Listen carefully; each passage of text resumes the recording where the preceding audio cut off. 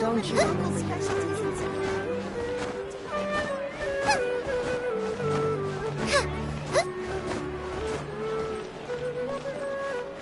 Ad Astra Abyssosk. Welcome to the Adventurers Guild.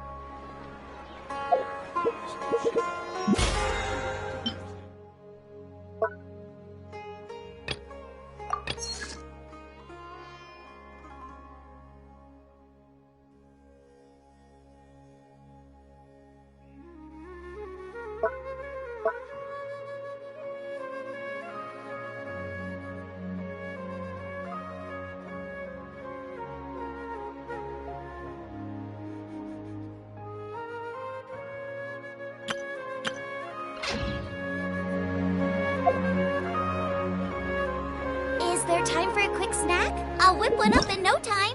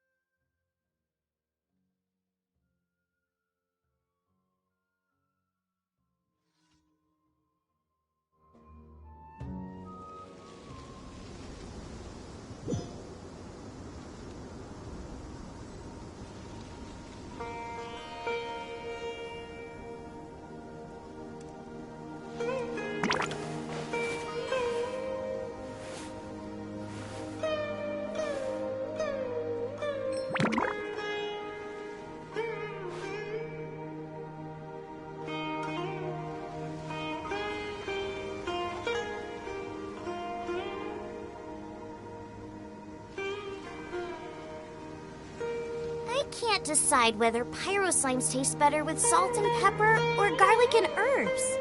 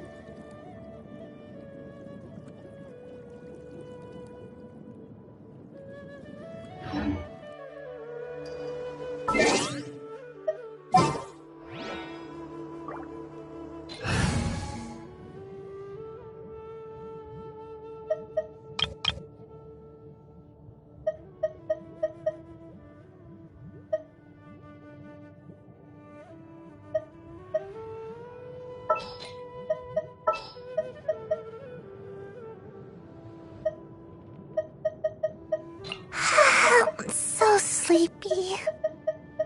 Let's finish this, swiftly.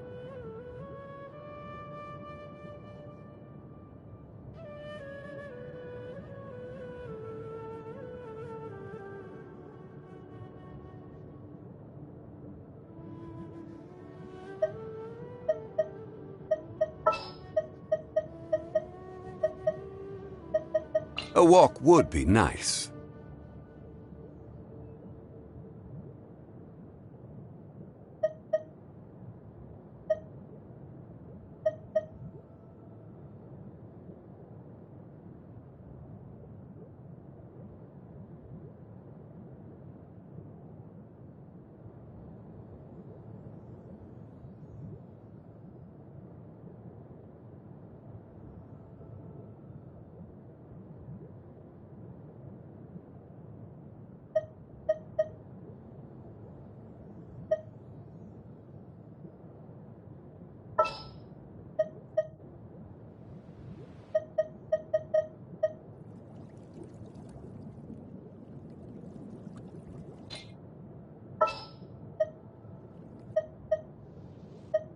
I hear you've got a job for me.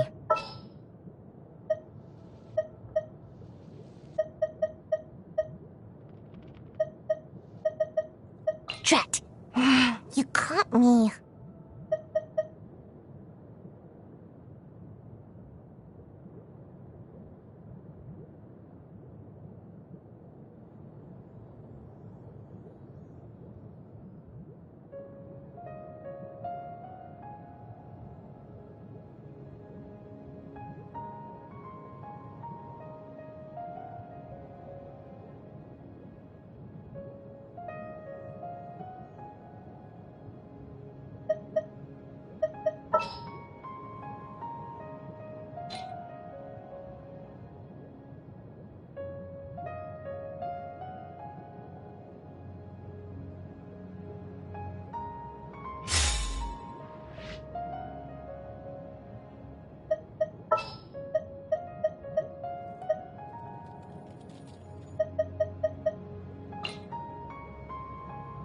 It is as the stars foretold.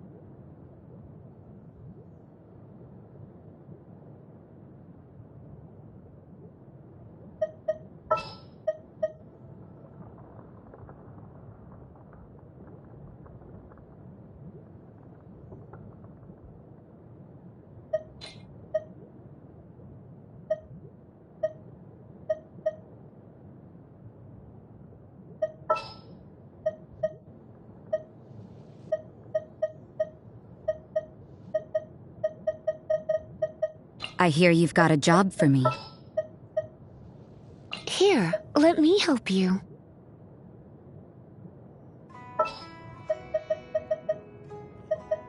We're going to hunt.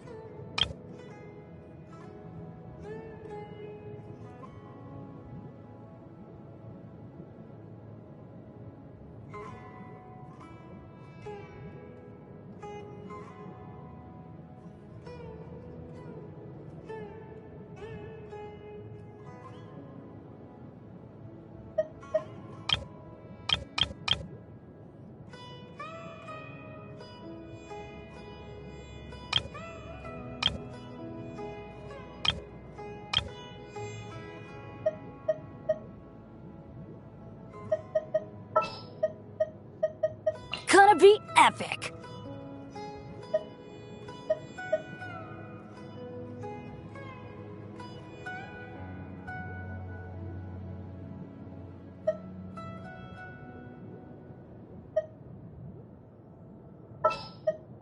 Behold, the Prinzessin der Verurteilung.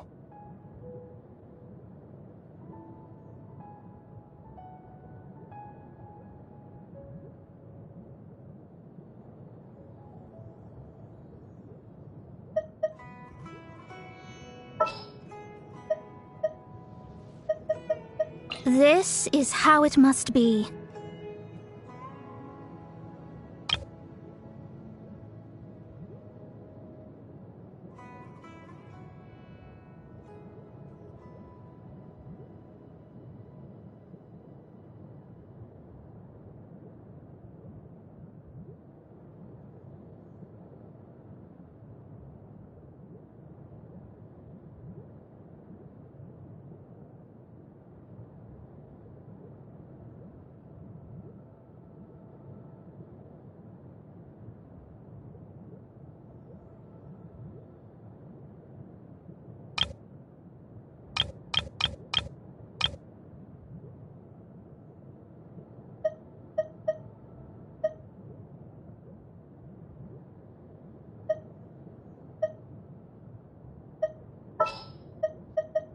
Ready for a rehearsal?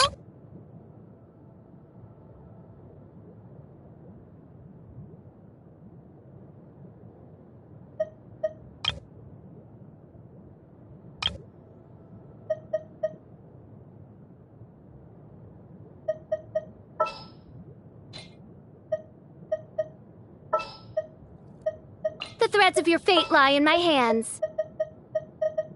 All right, let's go.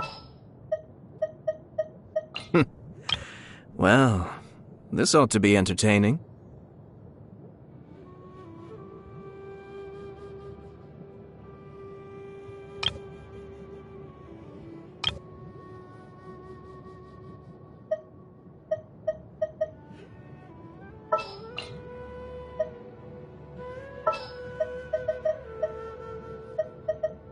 Let's get out there and make some friends.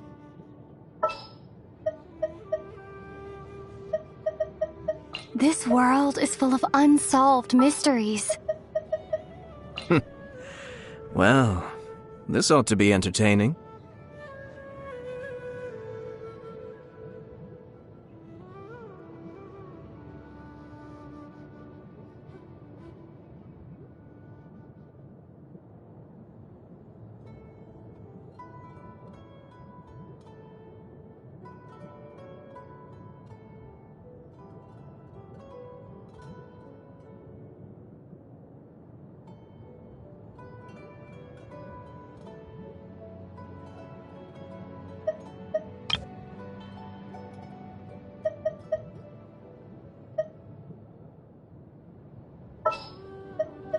It's time to pull the trigger.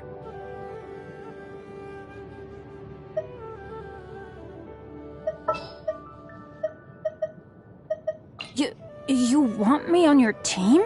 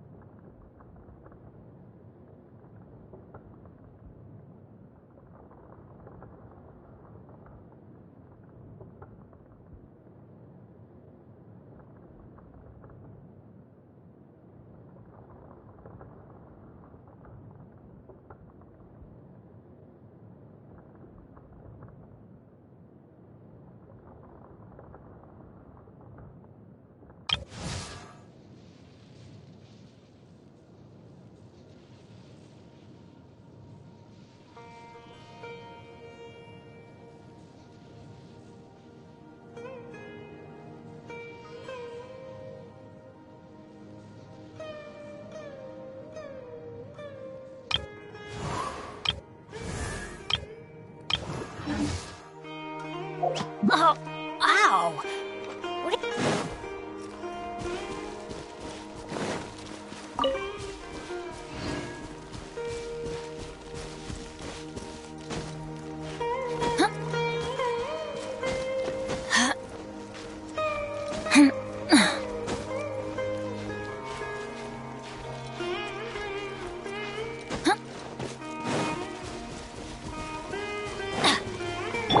Check this out! I'm going in! Propagate! Spring force!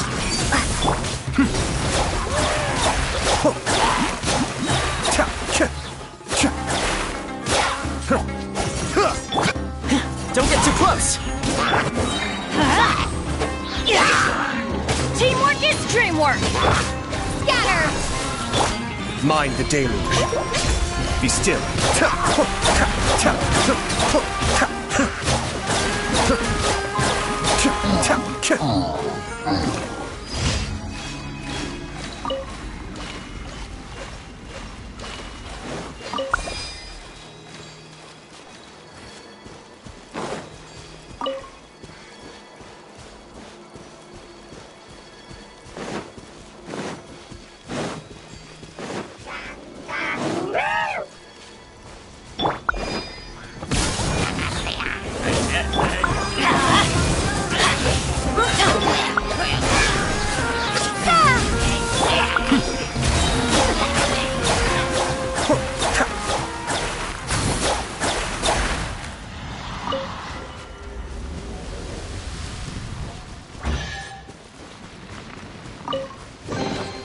Oh, so you collect. Let's light it up!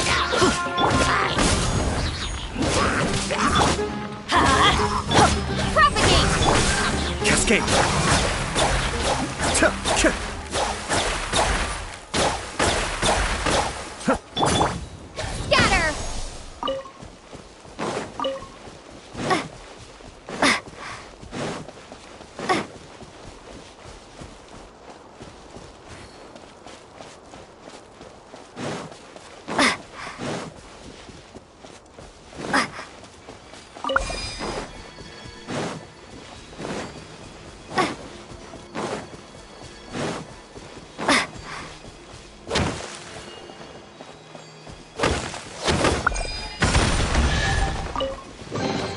I'll keep this close.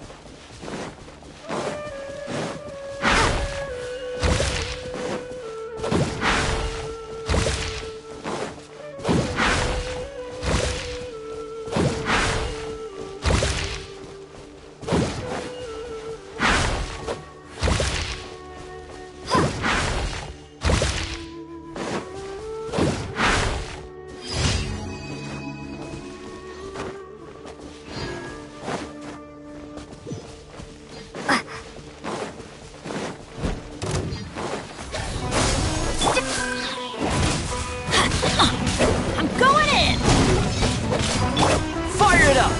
Here's Becca! Propagate!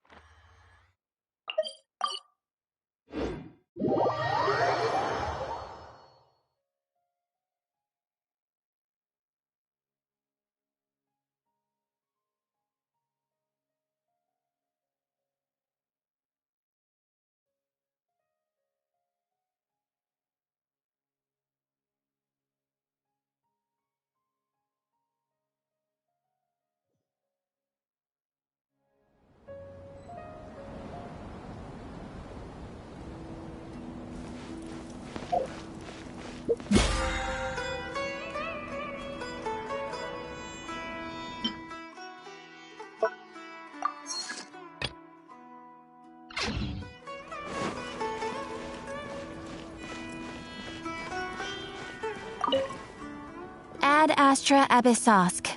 Welcome to the Adventurers Guild. Thank you for completing today's commissions. Here is your...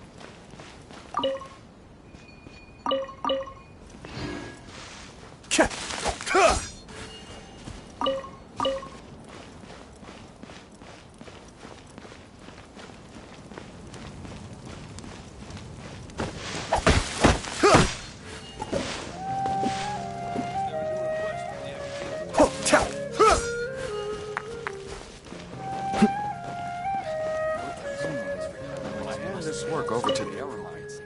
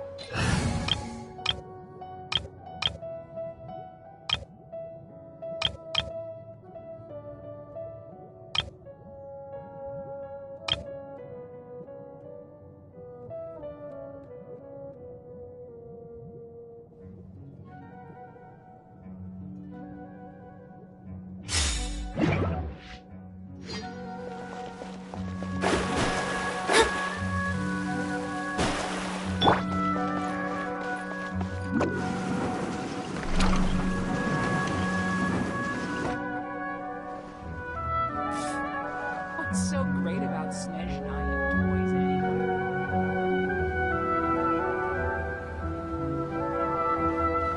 Oh!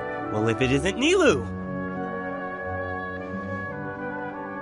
Greetings, Mr. Jute. Do you still have any food that's ready to go? Of course I do! I've heard that Zubair Theater is hosting a celebration event, so I reserved some food for you in advance. Although, it looks like you're gonna need 2 more portions. Please allow me to introduce them. This is the Traveler, a very experienced adventurer. And this is Paimon, her super reliable guide and helper. No. Paimon is... hold on. She got it completely right. Look, Traveler! She introduced Paimon correctly!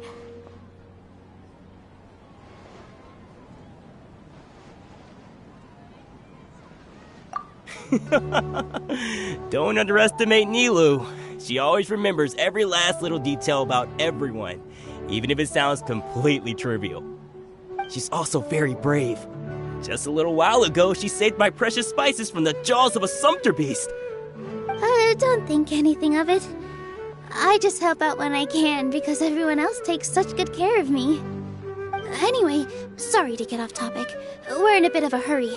Mr. Jute, did you say you didn't reserve enough food? I was joking. Anyone who runs a business knows to keep some extra stock. After all, orders get changed all the time. Oh, that reminds me. It seems that these friends of yours aren't from here. Have they ever tried any delicious tachin?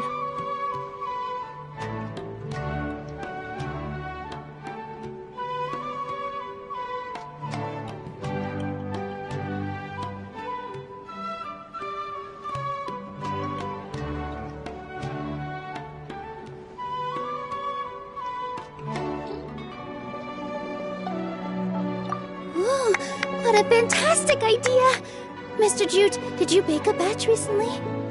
Tachin is a mixture of rice and meat that's baked into a cake-like shape. Mr. Jute adds special spices into his. Its aroma is just so wonderfully delicious. If you ever see kids crowding all around Mr. Jute's place, you know he's baking up a storm. But is it really just for the kids? Don't you often follow them in too? I just can't help myself. We're 2 peas in a pod. Who doesn't enjoy some good food? Wait here. I'll bring some over.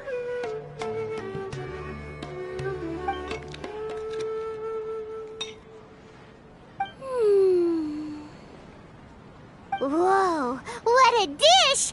It's sweet and sour and full of deliciousness! Paimon can't eat it fast enough! No matter how many times I eat it, it's still so delicious.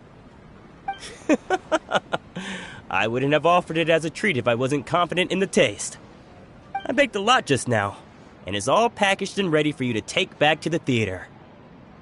You made so much. Is it really okay to take them all? It was nothing. Making 1 serving or 100 servings is all the same to me. If anything, I should be thanking you for helping me clear my inventory.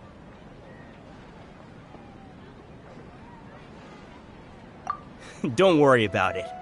What kind of person would I be if I made you pay for a treat? Make sure you got everything. Feel free to come back anytime.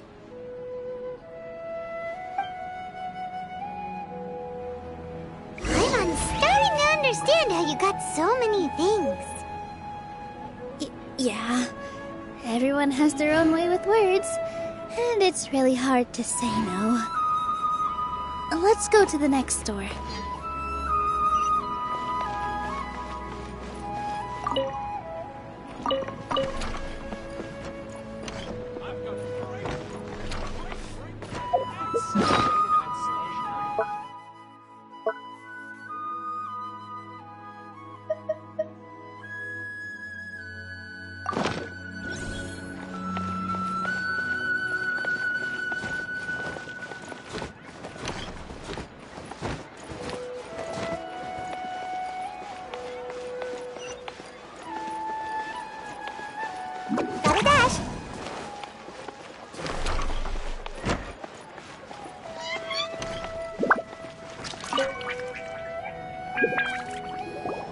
Nilu, good timing. I have the textiles you ordered. If you took any longer, the Sumpter beasts might have gobbled them up. You and your jokes. Sumpter beasts won't eat those kinds of things, Mr. Offsheen. Jude said that some Sumpter beasts ate his spices. Were they yours? Oh, yeah, really sorry about that. Nilu, if it weren't for you, I would have lost half of my profits that month. Trying to pull anything out of a Sumpter beast's mouth is like playing a game of tug-of-war. So they really do eat anything, huh?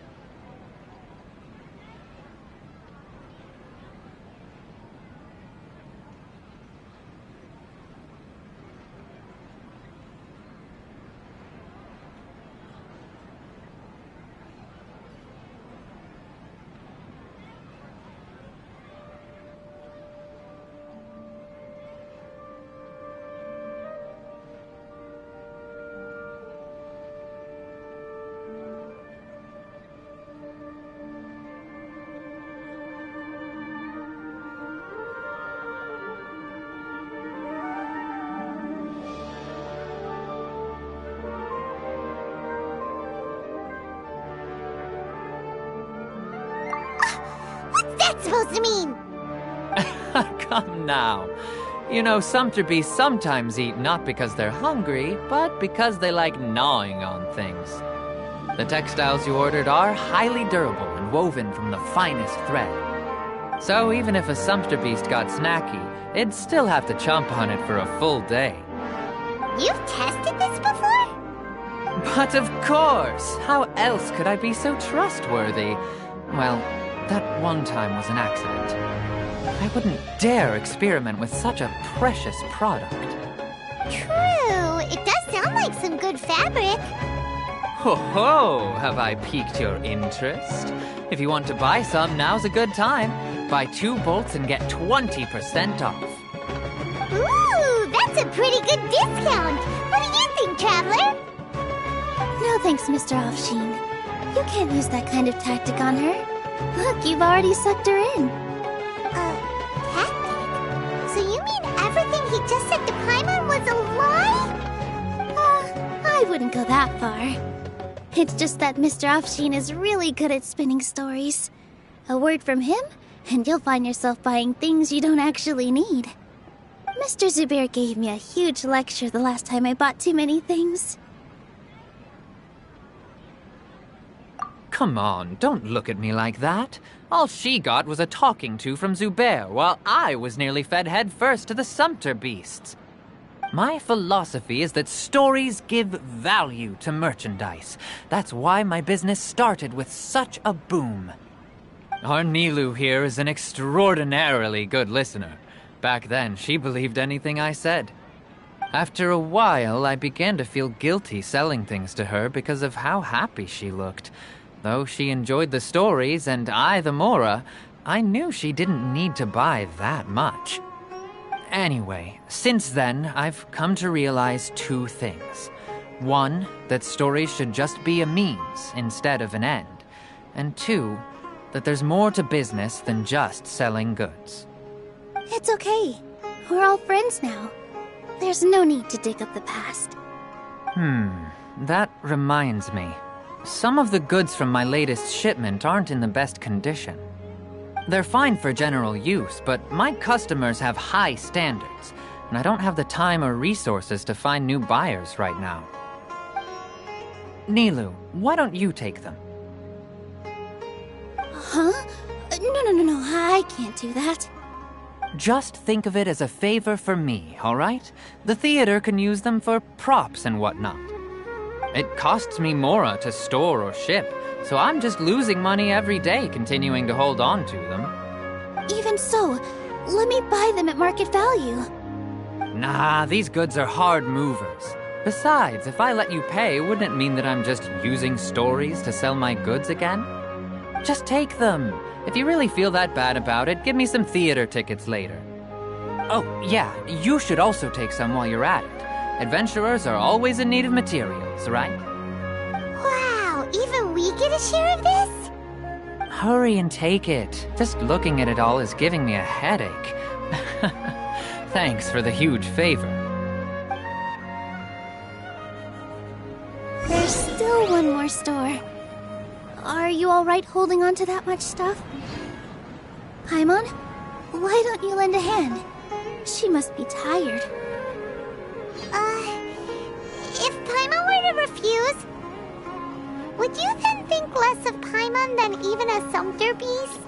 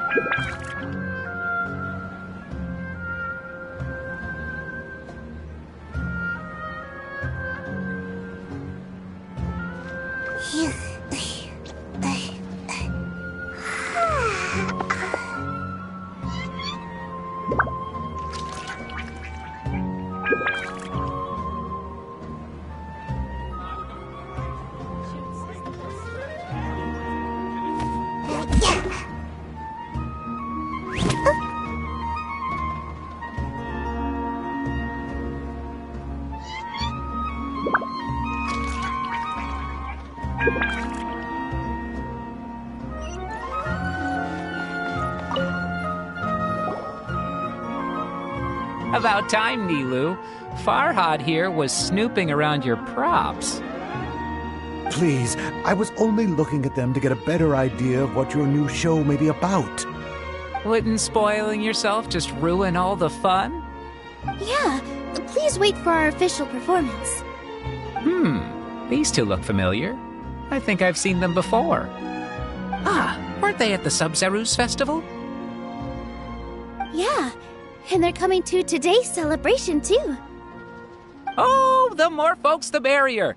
I was actually just talking to Farhad about also stopping by tonight.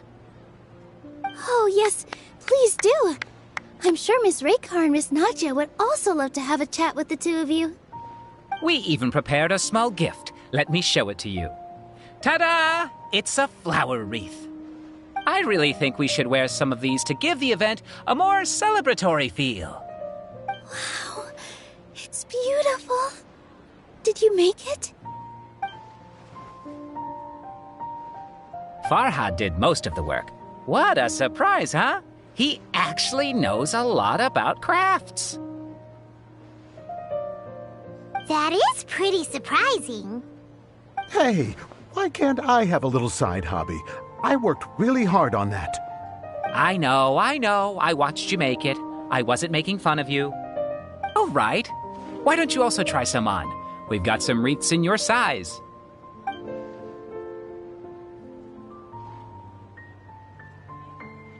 It fits perfectly. They're so pretty! Is there one that Paimon can wear? Unfortunately, we already gave out all the child-sized ones. I wasn't expecting the theater to invite such a fascinating guest. Fascinating? Huh. That sounds kind of weird, but Paimon will let it slide. Oh, you all sure got a lot of stuff there. Let me help you carry some. I'm a porter by trade, so this is what I'm best at. That'd be great! Please and thank you.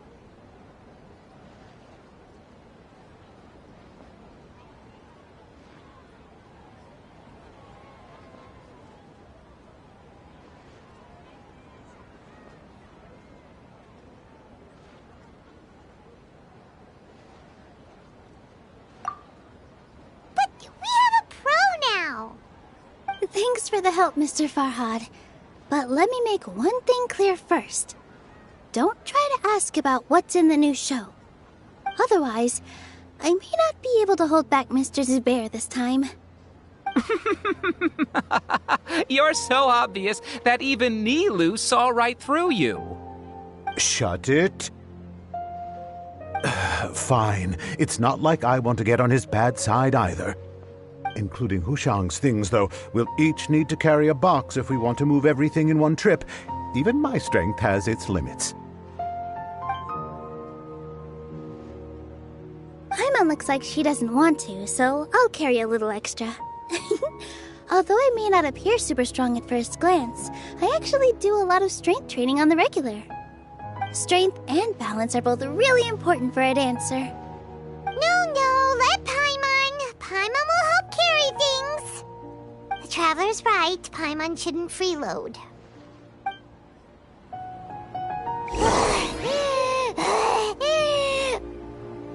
Paimon can't fly anymore. Are you okay, Paimon? Paimon's good to keep going. But Paimon now understands when people say there's no such thing as a free lunch.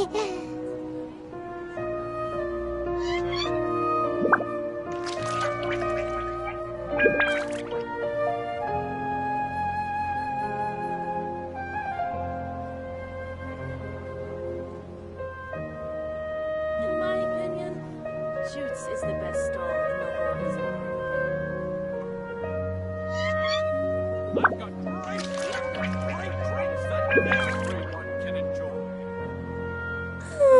Surely I should be due a growth spurt by now.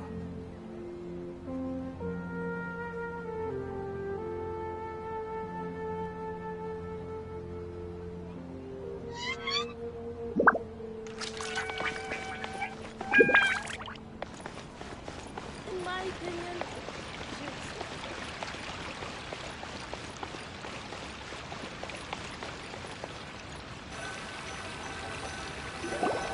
Oh, that sure was a lot of stuff. Oh, looking forward to the event later. Thank you, Mr. Farhad. Thank you, Sumpter Man.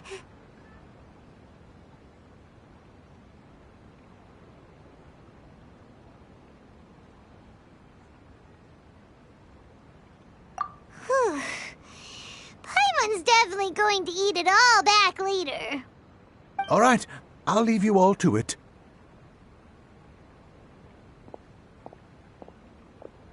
See ya! Good thing we had Mr. Farhad with us, or else that would have taken way longer.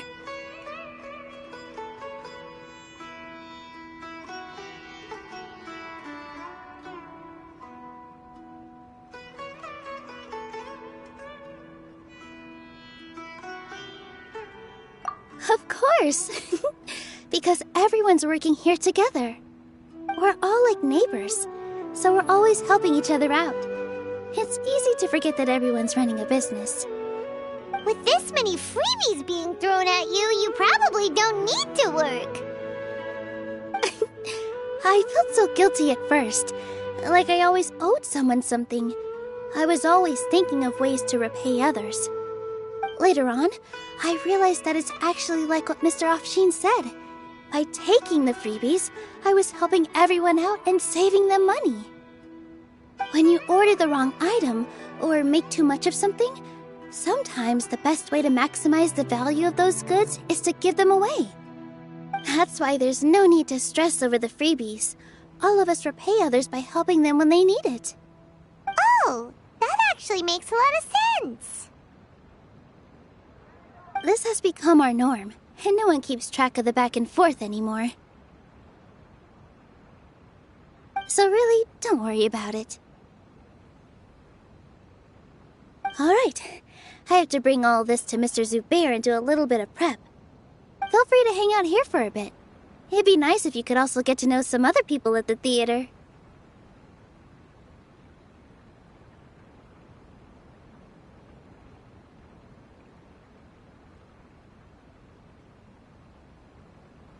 Nope. Mr. Zubair's really on top of everything. You two are our guests, so please, just relax and look forward to the celebration.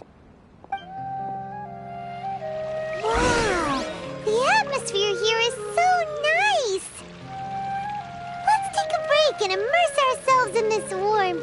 Dad, let me learn to dance.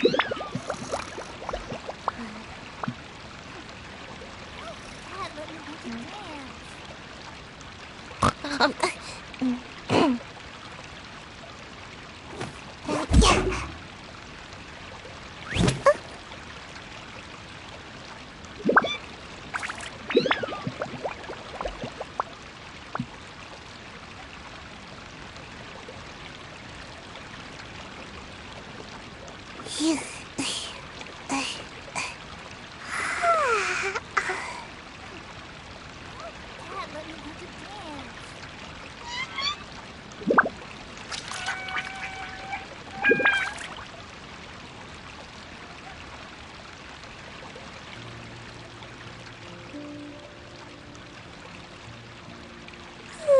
Surely I should be due a growth spurt by now.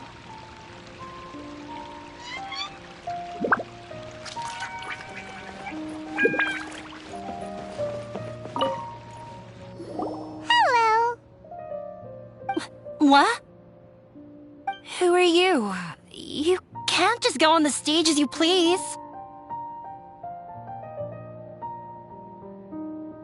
Ah, I see. Sorry for my overreaction. I'm just, making a prop. No time for chit-chat. Is that embroidery?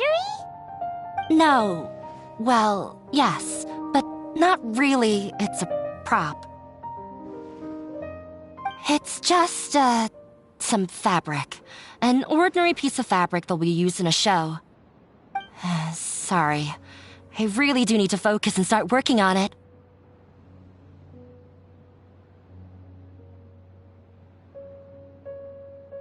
What an oddball!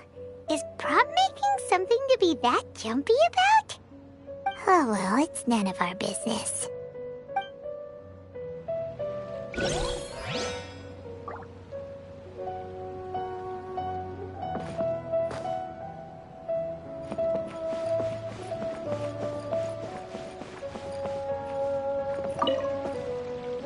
Hey there, I saw you two helping Nilou move some stuff. Are you two also here for the celebration event? You got it! My name is Raykar. Nadia and I are this theater's prop engineers. I also help out with some other tasks like housekeeping. The little ones causing a ruckus are my children, Soreen and Abi. I hope they aren't bothering you. They always get really excited every time we hold a celebration event.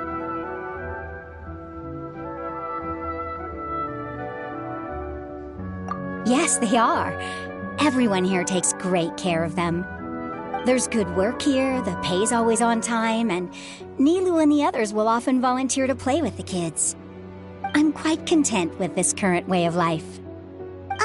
Do you mean your life wasn't nearly as good before?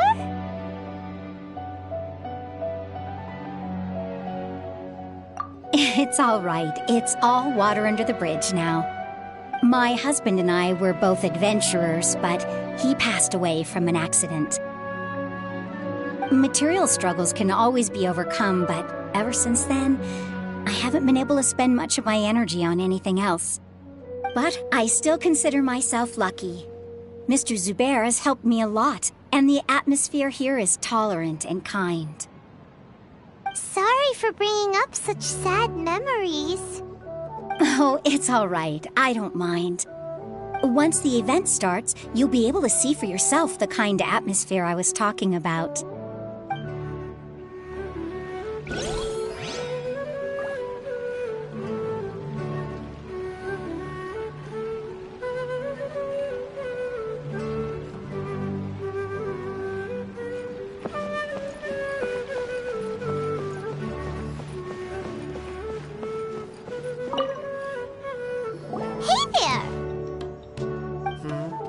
Ah, a newcomer. Doesn't look too bright. Hey! Talk about judging a book by its cover! You, on the other hand, you're a special one. How would you describe the concept of art?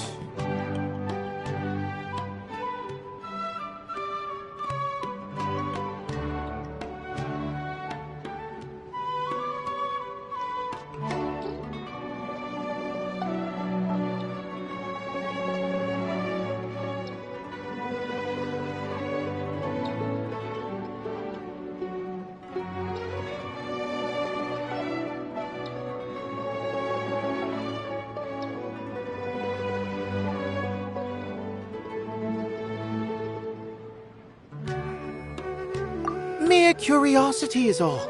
It makes no difference whether you answer or not.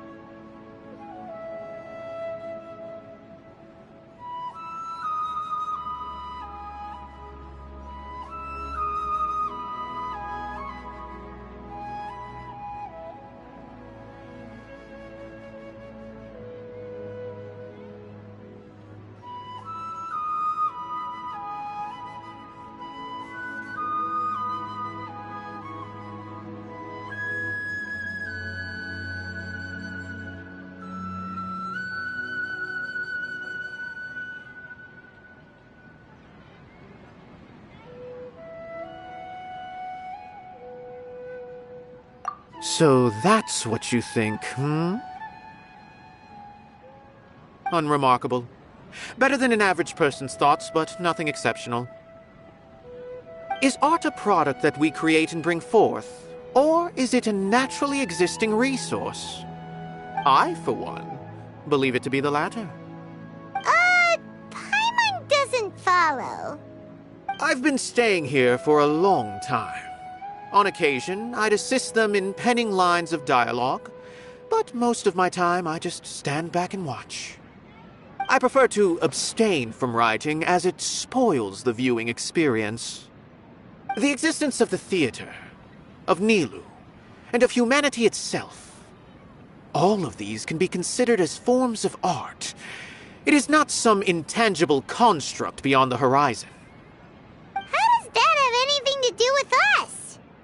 Let me ask you this. What do you think is the meaning of art?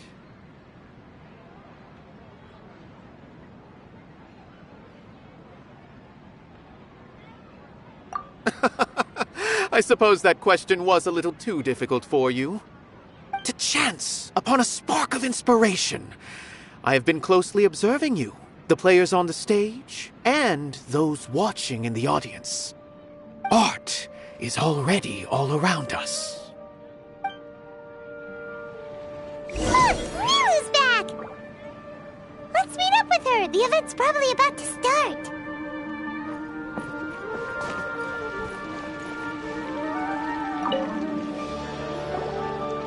Sorry for the wait. Preparations for the celebration are finally done. I'll call everyone over, and then we can start. Let us give you a hand. Thank you.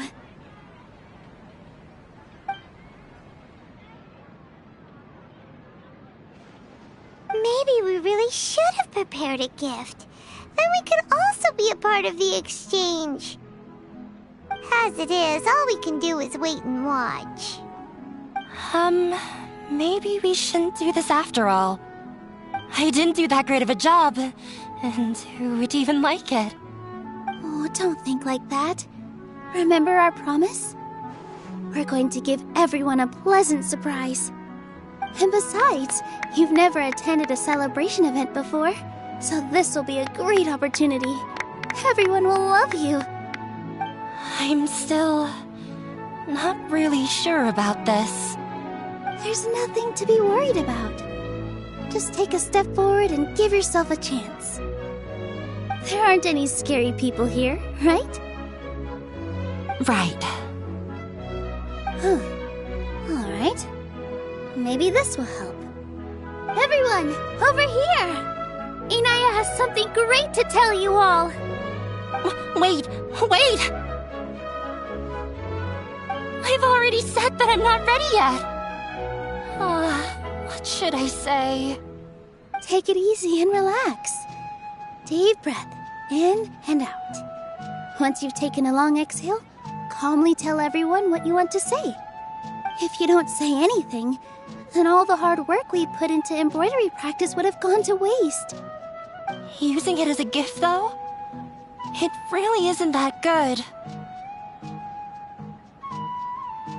So when Inaya was talking about making a prop, she was actually preparing a present.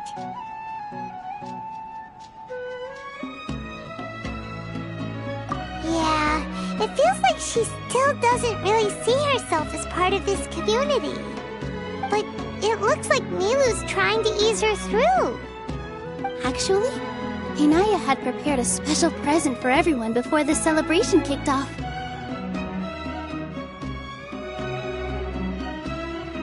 Woohoo! We're gonna get our first present from Miss Inaya! Pipe down! The louder you all are, the more nervous she'll become. You've worked on it for so long, so have some confidence. Don't be afraid. You've got this. Is Mr. Zubair here? Sheikh Zubair, this is an urgent notice from the Academia. This celebration, or whatever it is, must stop at once. What a condescending guy. What's his deal? Since Zubair Theater has long violated the Academia's policies and orders, we have decided to demolish it. As its manager, you must halt all operations and dismiss all staff members within 30 days, after which you will report to the Academia for further punishment. Why? Why force us to do this all of a sudden? Little girl, this is not the first time you've been issued a warning.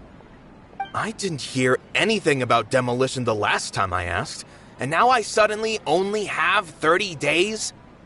We have more shows planned, but it's impossible to do anything in just 30 days. How am I supposed to explain this to my customers and staff? That issue is of no concern to me, Mr. Zubair. You seem to understand the situation quite clearly. Perhaps you can reflect on the reasons why you have failed to prepare for the scenario in advance. Demolition? Why do they want to demolish this place? The Academia has never liked us, and they've never respected our work. To them, what we do is all a waste of time. This isn't the first time they've come by. They had asked us several times in the past to improve the quality of our performances by only putting on shows they consider to be sufficiently intellectual. But our audience isn't the Academia. It's the people of the Grand Bazaar. If our shows are too difficult to understand or too removed from everyday life, nobody would watch them anymore. Changing our content would not only mean turning our backs on our vision, it would also directly lead to the loss of our livelihoods. Yeah, the theater is very important to each and every one of us. The way they're doing things is so scummy. But I also don't know how we can stop them. I do not wish to explain everything again from the beginning. Time is of the essence, so you should act with haste instead of asking frivolous questions. But none of us plan to accept this. Such an abrupt notice is contrary to established policy. Ask whoever you will. The answer will remain the same. We have already given you sufficient notice. Enough! Does your audacity know no limits, Father? Huh? Father? Their family? What Academia? This is all because you don't like Zubair Theater. You're just using the Academia's name to threaten us. Let me tell you, even if you manage to tear down this place, nothing is going to change. You've always been awful. But even I never thought my father would sink this low. This is strictly business. It has nothing to do with where you are, what you do, or what you think. I hope you all have not been irrevocably blinded by folly. I will not waste more time on pointless arguments. Wrap everything up, and make preparations to shut down at once.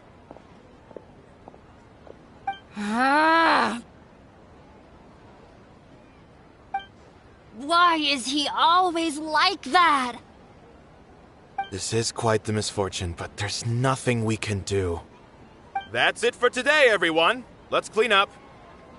I'll go talk to them again tomorrow. The storms that come out of the blue are always the hardest to deal with.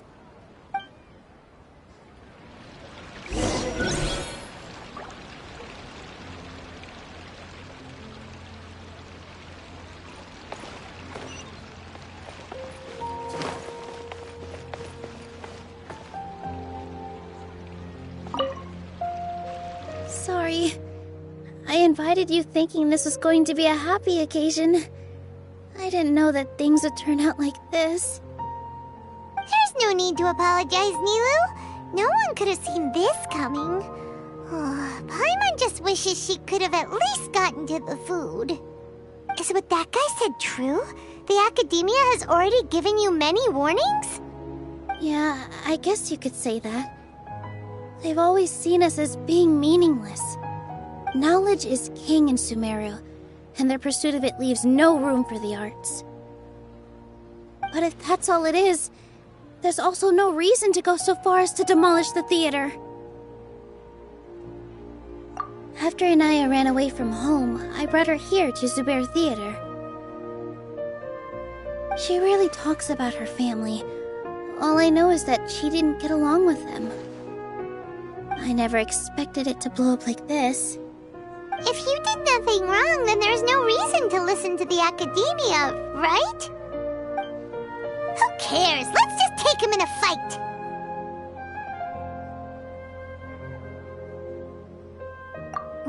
That's true. I'll try to think of something. We can't just let everyone suffer in a perpetual state of fear and uncertainty. What to do? Can you pretend to shut down, but secretly continue to hold your shows somewhere else? Or we could go through a list of customers and try to see if anyone in there might be willing to help out. That also doesn't sound like it'll work.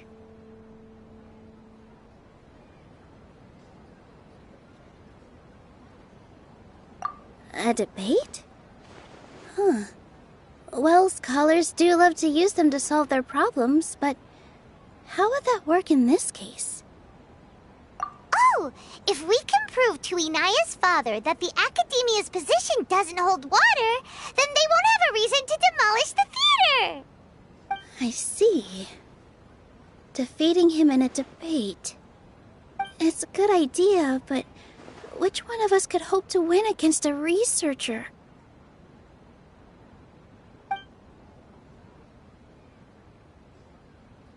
Huh? Me? No. I'm the literal worst at arguments. I can't debate.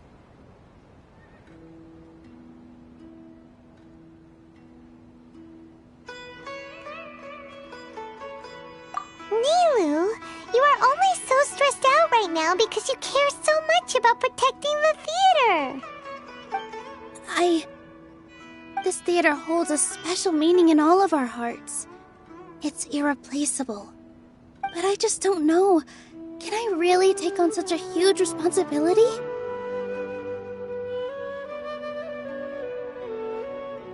Paimon'll help too. You'll feel a lot more confident after doing some prep work. Believe in yourself. Thanks, you two. Alright, I've decided. Even though I may fail, I'll do my very best for everyone's sake. That's our Nilou! We're rooting for you! Okay, let's head back and tell everyone what we came up with.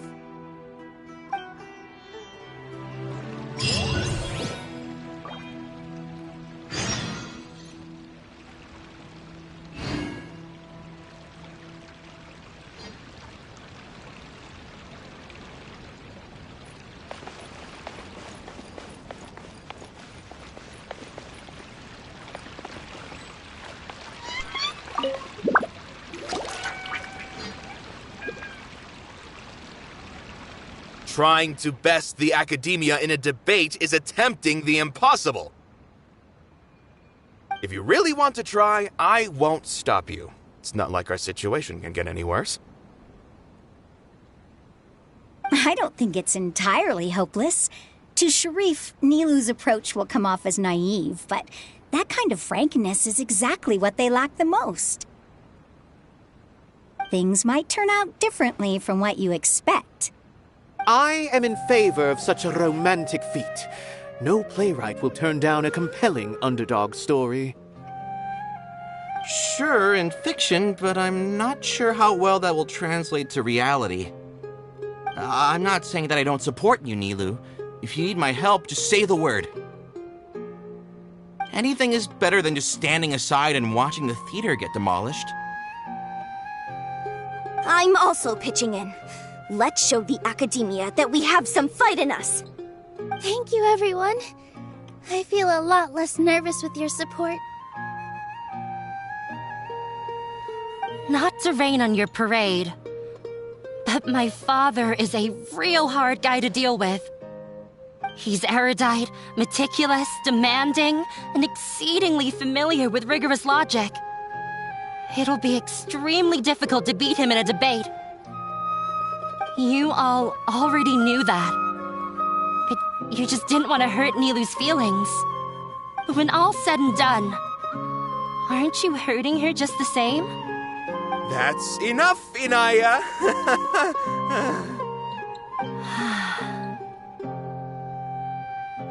Sorry, I ruined the mood. I just can't force myself to expect a positive outcome. Nilou shouldn't have to push herself for the sake of an impossible goal.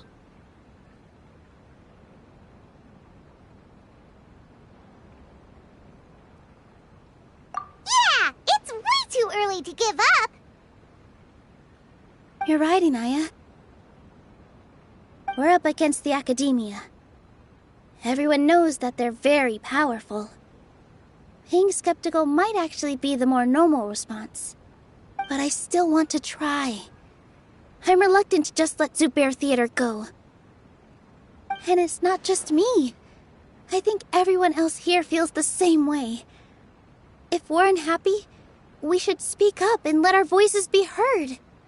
Say what's on your mind, and do what you think should be done.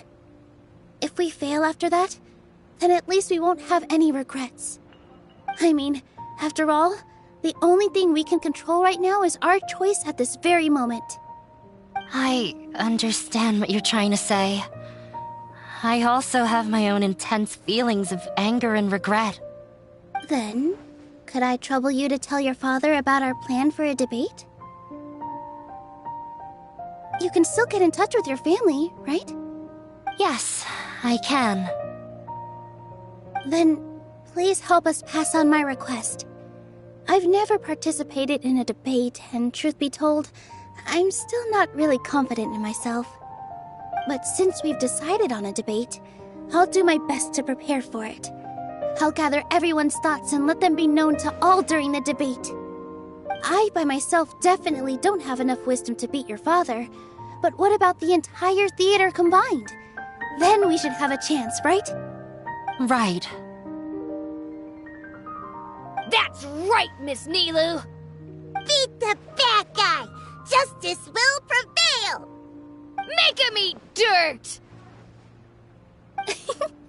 You two. We aren't getting into a fight. But thank you for your encouraging words. I'll do my best.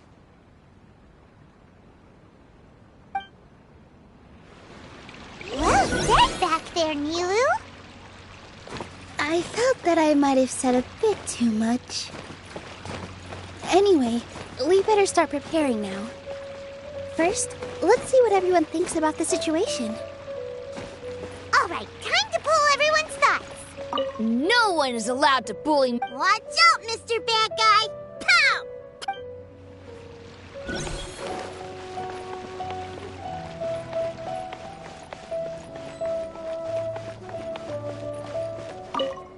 This just came out of nowhere.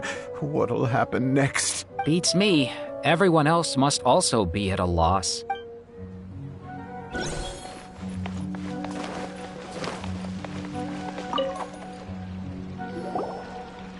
I didn't expect you all to challenge the Academia. That reminded me of my younger years. Back then, I feared nothing and no one, and I was always charging into the most dangerous of places. I can't do things like that anymore, but those were some of the best times of my life. Sorry. If the theater really ends up getting demolished, then you, Soren, and Abi will all... It's all right. There's no need to think such heavy thoughts. Even if the building gets demolished, its people will still all be here. Have faith in the resilience of an adventurer. We can always figure something out. But won't you have regrets if things just come to an abrupt end?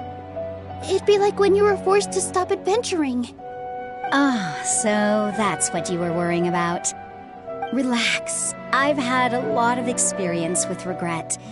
Things are painful at first, but as they say, time heals all wounds. Look at us now. Soren and Abi are happy. And Soren has also just passed his theater exam.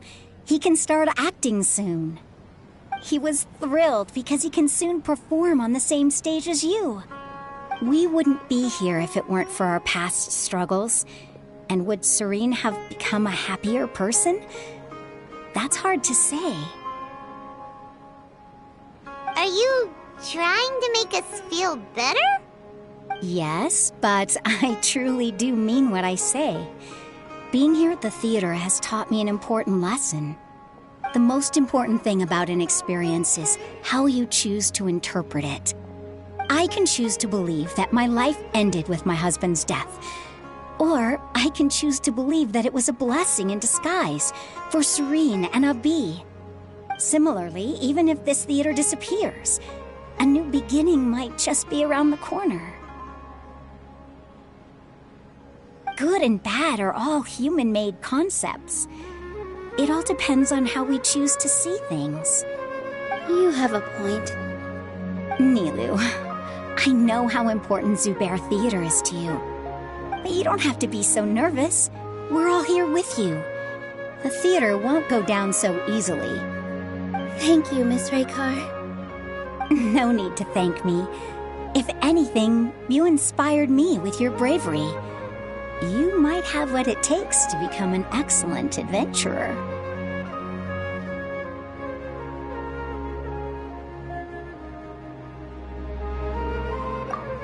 You're too kind. All right, I gotta cheer up. I can't waste everyone's words of encouragement. I feel a lot better. Good. My children and I will be cheering you on at the debate.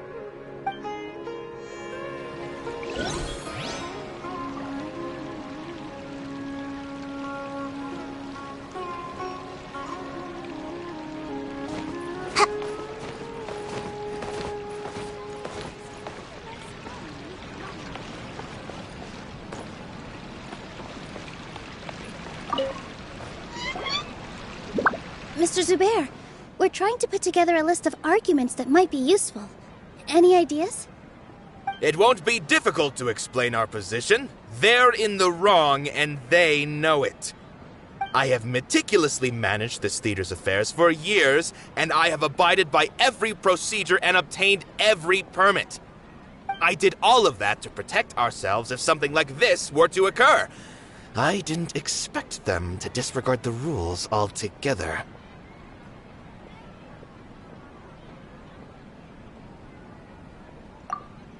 Yes, I know.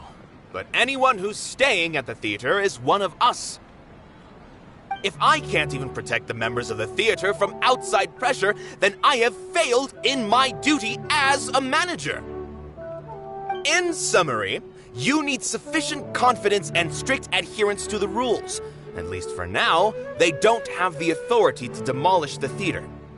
As long as you double down on that point and force them to concede it, you'll gain an advantage. All right, got it. I've seen many situations like this before. The Academia sure likes to get its nose into everyone's business. While you prepare for the debate, I will also prepare the theater for the potential aftermath. It's best to prepare for the worst outcome. Once you're done chatting, do me a favor and tell our customers that we're canceling all of our shows. Do we really have to? Right now, no one's in the right frame of mind to perform. I have to consider both our staff and our customers. This is the only way. Nilou, you are incredible. With your talent and youth, you had the least to lose out of all of us. And yet you were still the first to take a stand. I've never thought about leaving your theater, Mr. Zubair. I truly love this place, and I want to keep dancing here. I also want to keep dancing with everyone else. You're becoming more and more like her. Do your best. We'll do all that we can, and leave the rest to fate. Hey! My teacher. She was an excellent dancer, but she's retired now. If we have time later, I'd be happy to tell you more about her.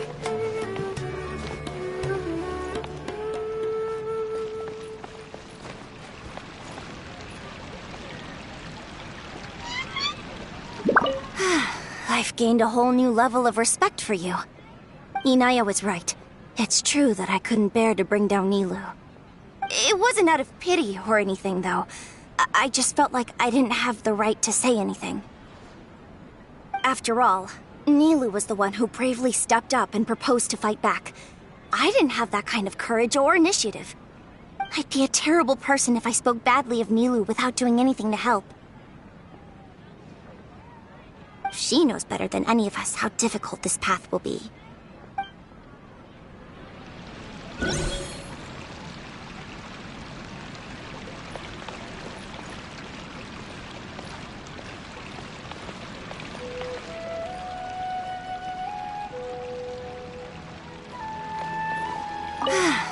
gained a whole new level of respect for you. Inaya was right. It's true that I couldn't bear to bring down Nilou. It wasn't out of pity or anything, though. I just felt like I didn't have the right to say anything. After all, Nilou was the one who bravely stepped up and proposed to fight back. I didn't have that kind of courage or initiative. I'd be a terrible person if I spoke badly of Nilou without doing anything to help. She knows better than any of us how difficult this path will be.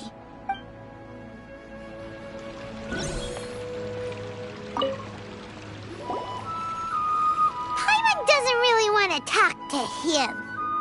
So, you've already developed some prejudices against me. And to think, I was just about to put forward a suggestion. Oh, Paimon will listen to that. Although, I know not if you have a new answer to my previous question. Now seems like an appropriate time to revisit it. What do you think is the meaning of art? Oh, this again? We probably do need to tackle this question if we want to prove the value of the arts.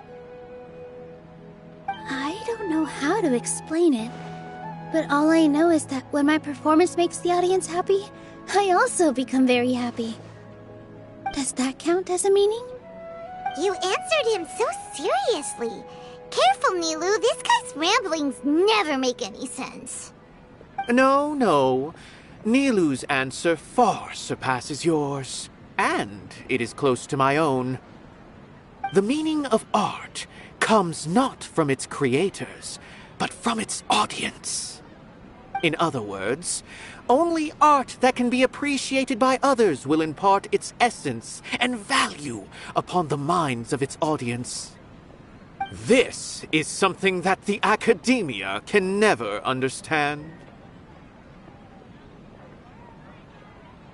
I once pursued the mastery of art, much like how a researcher would chase wisdom and knowledge. However, the more of a connoisseur I became, the less I felt I understood. I began to question what it truly meant for art to be understood at all.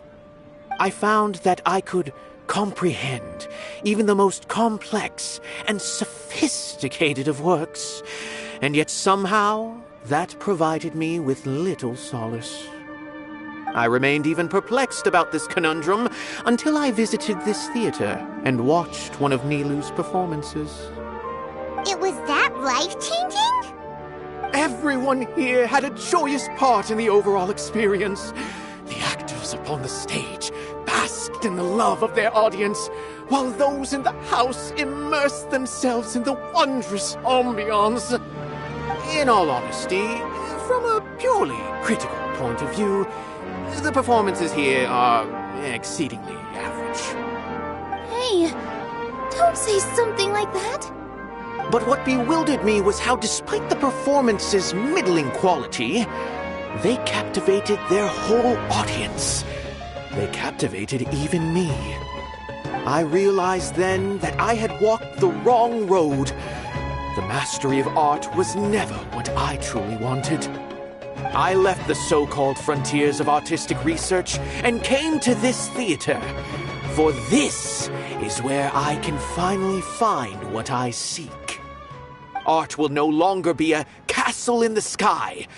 Whether it be inspiring or entertaining, art must be appreciated by others to confer value. If art cannot accomplish that, then it is meaningless. When you put it that way... Mr. Zubair and I refused to follow the Academia's orders to change our shows for a similar reason. To put it simply, we were afraid that our shows would lose their meaning if people couldn't understand them. I once stood in the spotlight, but I relinquished fame and acclaim for the freedom I enjoy today. I care not for where my feet may take me next, but Nilou, you need to remember one thing. You already stand upon the finest stage there is, and that is a rare gift that should never be taken for granted. You cannot give it up, not even to the Academia. I understand. Thank you for your words of encouragement, Mr. Kasani. Dust the cobwebs away from the eyes of those scholars. You really seem to care a lot about the theater. Once you get to know him, you'll realize that he's actually a big softie at heart. He'll even help out with furniture repair and painting the stage. Wow. Paimon didn't think he had that in him at all.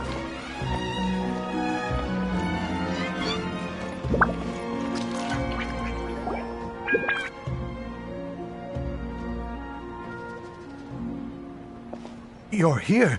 Is the theater actually closing? He's been worried sick for a while now. He wouldn't stop talking the whole way back. Hey, you two. What exactly happened? Did someone come down from the academia? Yes. He told us that we have to shut down the theater within 30 days, and that it's going to be demolished. What the heck? That came with no warning. They're messing with us again. Don't tell me you'll have to listen to him. Come on. You know the answer to that. Yeah, it is a direct order from the academia. There's no need to worry, though. I'm preparing for a public debate with the academia. If I win, we might be able to overturn things and change their minds. Really? That's terrific. You have my full support, no doubt about that. Mine too. So what was their excuse anyway? They still not a fan of the theater's programs? Yeah, something like that. Good thing they have the power to make rash decisions about things they don't even understand, huh? Yeah, they need to touch more grass, not books. Exactly. They want to look down on us? Ha! We'll look down on them first. Don't worry. Everyone here has your back. The academia's recklessness won't get them any praise. Right. They might think that some forms of knowledge are more valuable than others, but everyone can equally appreciate art. If they don't believe that, send them my way. I got them beat on this subject. Maybe you can prepare some questions on the details of dance performance to make things harder for them at the debate. Sounds like a good idea. Maybe that's something I should do. Ignore him. He's joking. Just do things your way. No matter what, we will always support you. Thank you all so much. Your understanding and support make me feel a lot better. There are always more solutions than problems. If you need help during the debate, just shout and the entire Grand Bazaar will be at your beck and call.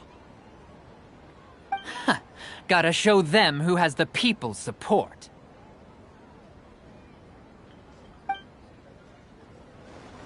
I feel like the pieces are starting to fall into place.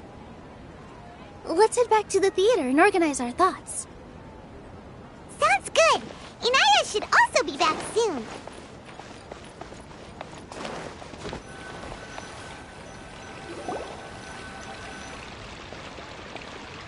Abby, have you seen Miss Inaya?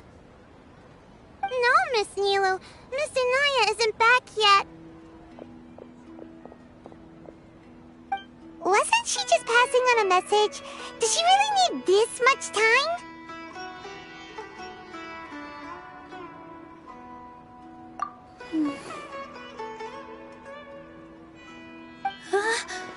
Oh no. Traveler, Paimon, I think I've messed up big time. What if Inaya never planned to come back? What?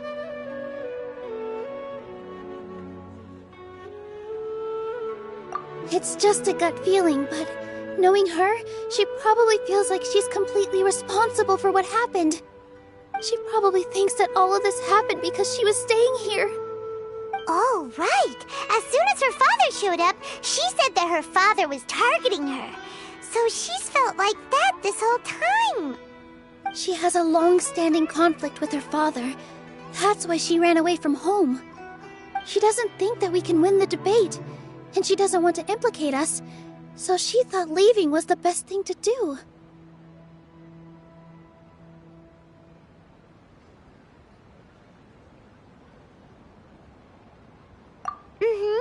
And then she just quietly left afterward.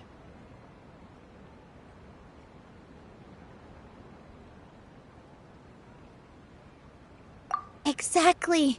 She's being too pessimistic. How will you know if you don't try? Anyway, first things first. We have to get her back. But where should we start? Sumeru is huge! I think I might know. Let's start by looking outside the city. Before I brought her to Zubair Theater, she was staying at a remote campsite. She got a fever from drinking unclean water, so I carried her back. If she has nowhere else to go after leaving the theater, she might go back and strike out on her own again. Then let's go take a look. Yes, let's hurry.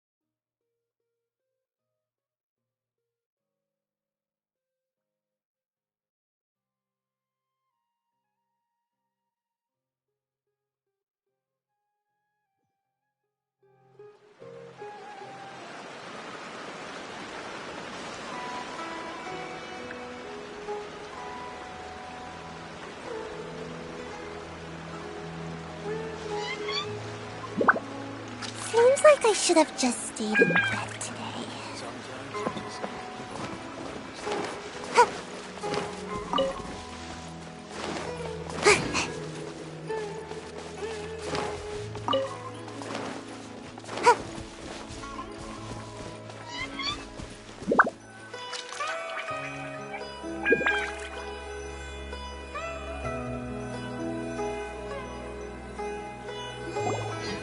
Signs that someone had stayed here very recently.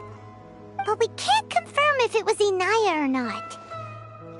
Let's take a look around first. Did you hear that? I heard it too. Let's investigate.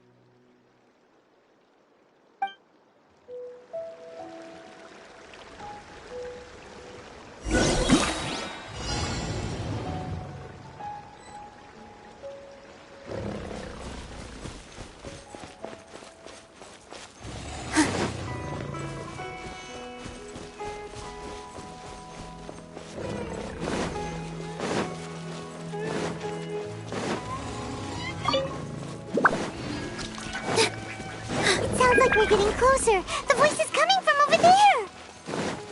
Yes, we're almost there. Stay back! It's Inaya! She's being attacked by wild animals! Inaya, don't be scared! We're coming to help!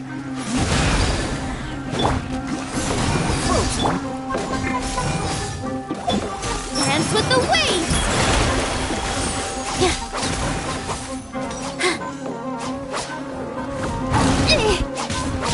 Delve into destiny. Judgment. Cool it. And away I go. Punishment.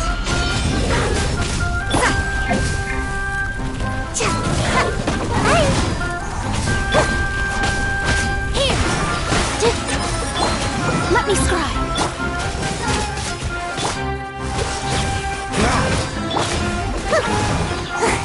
Oh, so sorry. Decided by destiny.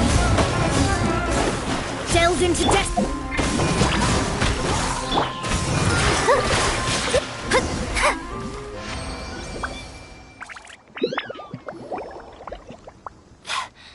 Thank you. There weren't so many big animals in this area before. They chased after me for a long time. Sorry. I'm causing trouble for you again. Why did you leave by yourself? You really don't think we have a chance at winning the debate? No. I just thought it would take too much effort. Everything happened because of me. If I'm gone, then the situation will resolve itself. Yeah! Everyone's working together towards a happier ending. No one should be singled out for blame. It's all right if it's me. As long as the theater won't get demolished. You guys are the kindest people I've ever met. You shouldn't suffer so much because of me. Listen to me, Inaya. Even if you were the reason that all of this happened, no one would blame you. Mr. Zubair said that you're one of us, so that means we will protect you. No matter what happens, we'll stand as one. Nilou, there will always be a victim, whether it's me or the theater. You can't eat your cake and have it too. You can't win a debate against the academia. Especially since your opponent will be my father. My father is an extremely demanding man. He's always wanted me to become an exceptional researcher and his academic successor. I tried my best to meet his expectations and did everything I could. But he still wasn't satisfied. Or rather, he had just never been satisfied with me. I'm no genius. But whenever he berated me, it was always as if he was asking me, "Why aren't you a genius?" Yeah, like I'd know. So that's why you ran away from home?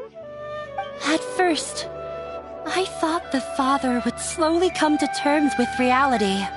But he just wouldn't stop berating me. For one exam, I earned the 3rd highest score. I thought that all my hard work father feels some modicum of joy. I even used the embroidery skills I learned at school to make a commemorative gift for him. I thought, even this daughter can make her father happy sometimes. Right? I see. When we were embroidering your gift before, I didn't feel like you were new at it. Yeah. Sorry for not bringing it up. These are not pleasant memories for me. I was tired of him yelling at me every day. All I wanted was to see him smile at me. But he was more angry than ever before once I'd given him my embroidery and told him my score. He flung my present to the side. You think you should be proud of 3rd place? Reflect on why you weren't 1st. I forgot how long I'd cried for. I only remember my parents arguing. My mother also thought he went overboard. They argued for such a long time. My father eventually stormed out and slammed the door behind him. I didn't get a single sentence of apology or any words of comfort. I've completely given up.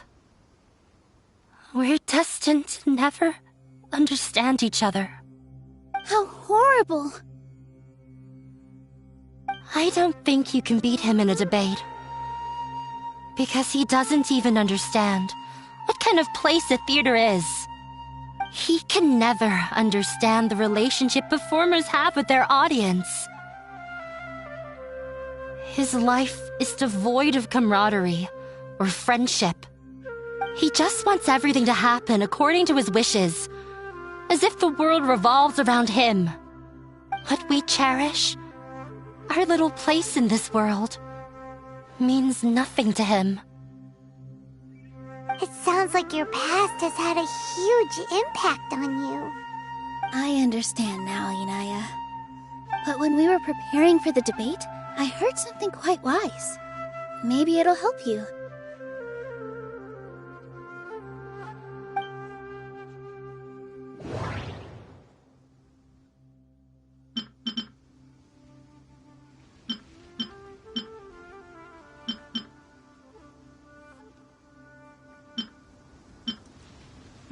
Everyone is free to appreciate art. No form of art is inherently superior. Mr. Zubair has been meticulously managing the theater. Everything checks out. Art must first be appreciated by others to confer value. The most important thing about an experience is how you choose to interpret it.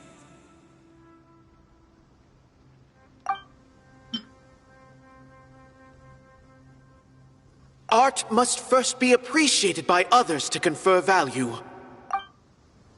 No, there should be something else that's more relevant. Everyone is free to appreciate art.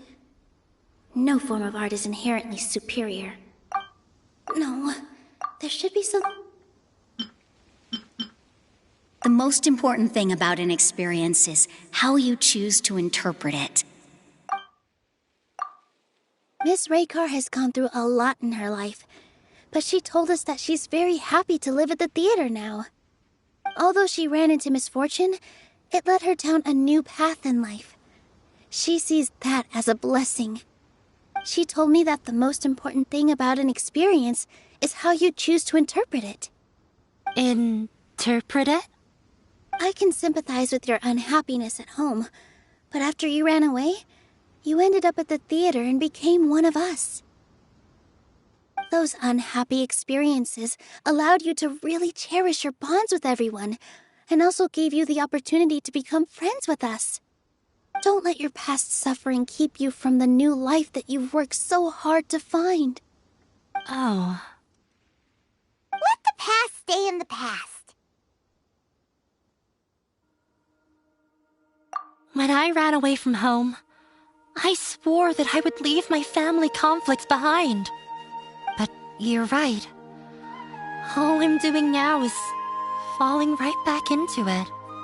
Maybe you'll disappoint him, but that doesn't matter. You have a new future waiting for you. Don't let go of the answer you've worked so hard to find. That's right. If we put our heads together, there's bound to be a way. You're right. There's nothing to be afraid of. I'm not trying to meet his expectations, so why should I give up because of him? I can't afford to lose anything more. We have to win. The debate will not only protect Zubair Theater, but also allow me to settle things with Father. That's the spirit! Let's go. I'll tell my father about the debate. I know him very well. Even if he looks down on us, I know how to make him accept. All right, let's go.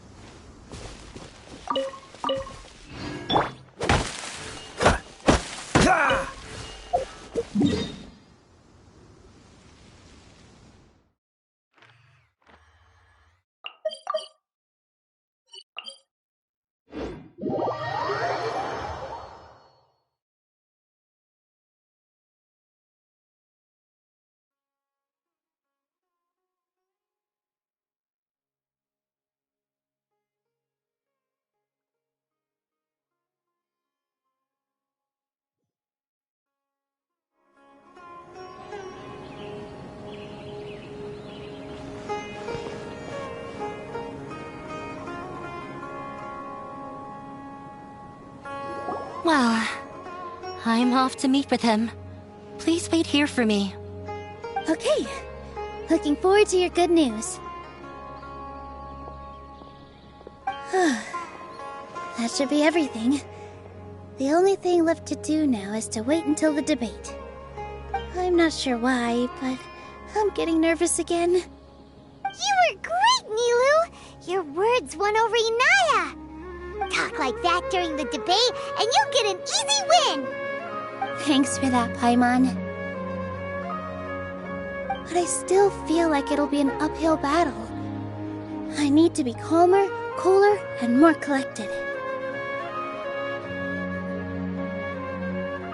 Yeah. I'm acting as everyone's representative, so I'll need to act brave, even if I won't feel like it. Huh? What's left?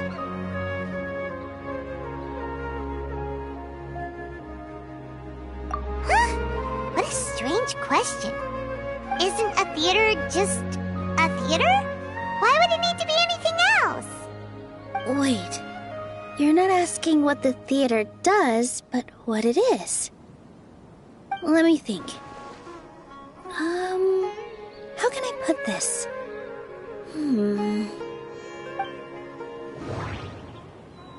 The most important thing about an experience is how you choose to interpret it.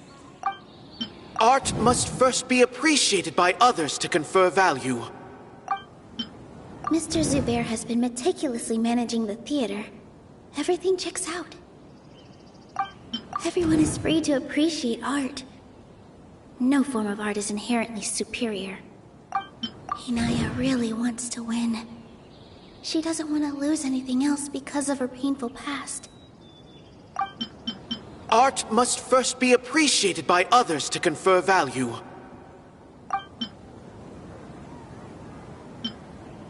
Not quite right, but it's close.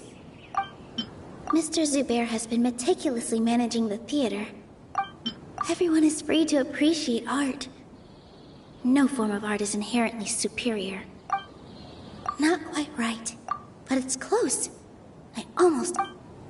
Inaya really wants to win. The most important thing about an experience is how you choose to interpret it. The most important thing about an Not quite right. Ah! Got it! When we were trying to find a way to save the theater, we heard many stories not of the theater, but of the people whose lives have been touched by it. Zubair Theater is our reason for coming together. It connects us all in unique ways. In other words, it's like a bond. A bond? The theater provides money for Miss Raykar and her children, inspiration for Mr. Kasani, and enjoyment for the people of the Great Bazaar. It also gives Inaya shelter from her family. It has brought us together after taking care of every single one of us. And its story won't end here. In the future, many more people will come to the theater and receive its blessing. And we'll all be there for them. Our warm, welcoming community will show them the same kindness we were shown in the past. Aside from the delivery of performances, isn't this another reason for Zubair Theater's continued existence? Yeah, that makes sense. We definitely felt that warmth during the preparations for the event. But Paimon doesn't see how this will help in the debate.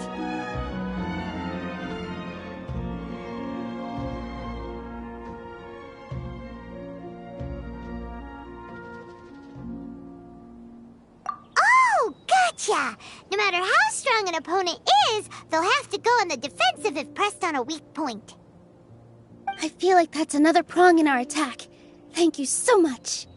Paimon also feels a lot more relieved. Let's show him what we got! Sorry for the wait. I'm back. Things went a lot more smoothly than I expected. It didn't take long for him to accept the debate. It is set for 2 days from now. Why are you all smiling so much? Did something good happen?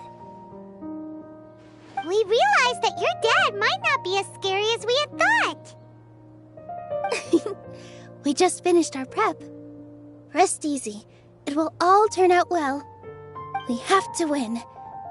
No, we will win, Inaya.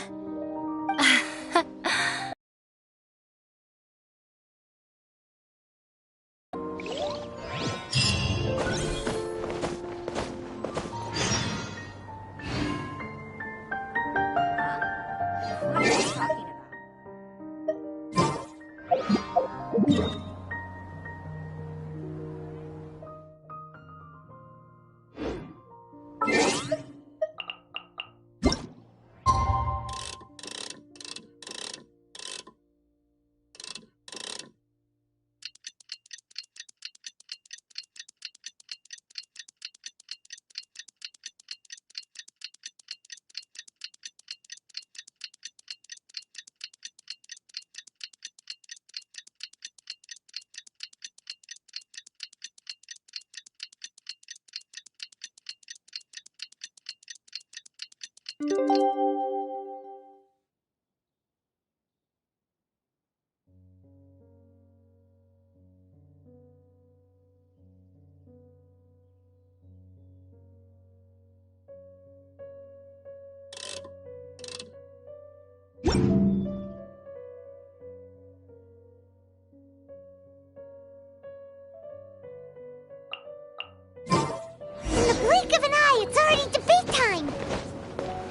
did a lot of preparations with Nilou.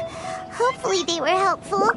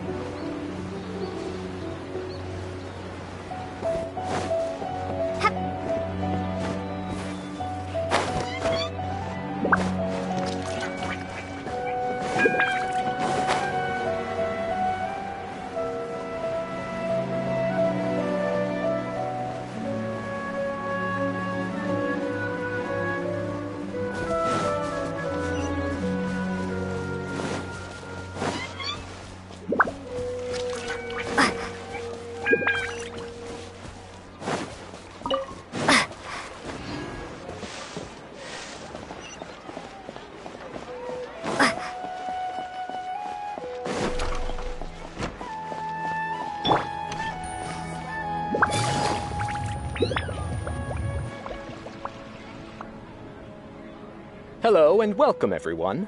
I am Safwan, a scholar from the Academia, and I will serve as this debate's adjudicator. I swear to judge both parties with the utmost wisdom and impartiality. I will neither interfere with the proceedings nor demonstrate bias. I ask for both parties to stand. May the Dendro Archon also serve as a witness to this duel of wits. Since you so desperately demand an explanation, I will expound on the Academia's stance. You may have misunderstood us from the outset and believe that the Academia is prejudiced against you. However, the truth is that the Academia wishes for every resident of Sumeru to be afforded opportunities to grow and cultivate their wisdom. Therefore, the works they consume should also possess enlightening qualities and intellectual value.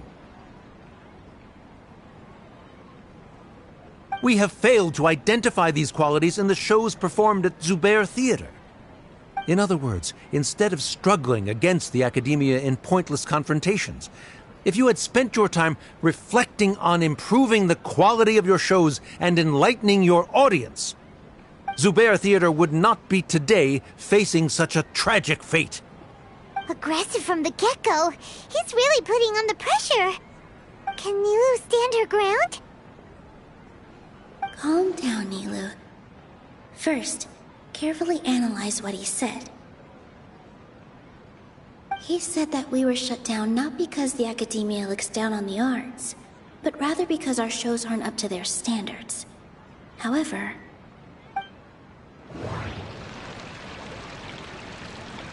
the most important thing about an experience is how you choose to interpret it. Art must first be appreciated by others to confer value. Mr. Zubair has been meticulously managing the theater. Everyone is free to appreciate art. Hinaya really wants... The theater carries everyone's feelings and serves as the bond that connects us all. Mr. Zubair has been... Don't think that would make... Don't think... Hinaya... Everyone is free to appreciate art. The most Mr. Zubair, everyone is free to appreciate art. No form of art is inherently superior. Don't think... In your eyes, our shows can't meet the Academia's expectations. Shouldn't it be the audience who decides if a show is intellectual or enlightening? Why is someone from the Academia judging that? Also, I believe that there is no such thing as a wiser or more enlightening performance. Art doesn't discriminate, and it appeals to all. Everyone has the right to appreciate art. Appreciation is but a primitive form of satisfaction. Guidance and enlightenment are necessary if we are to induce growth in the performers as well as the audience. This stance holds performers to a higher standard and encourages the development of the arts. If all performances are simple-minded, require little effort to comprehend, and lack any impetus for the betterment of society, then the people will not be able to develop a greater level of artistic understanding. Nurturing the populace's understanding requires a long and arduous process, and guiding this process is the Academia's true goal. He changed the topic without batting an eye. Good thing I'm prepared. If I remember correctly, what I should say here is...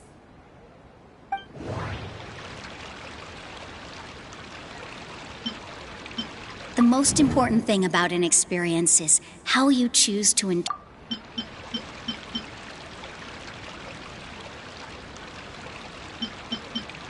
No.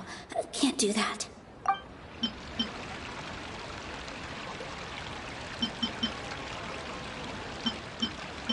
No.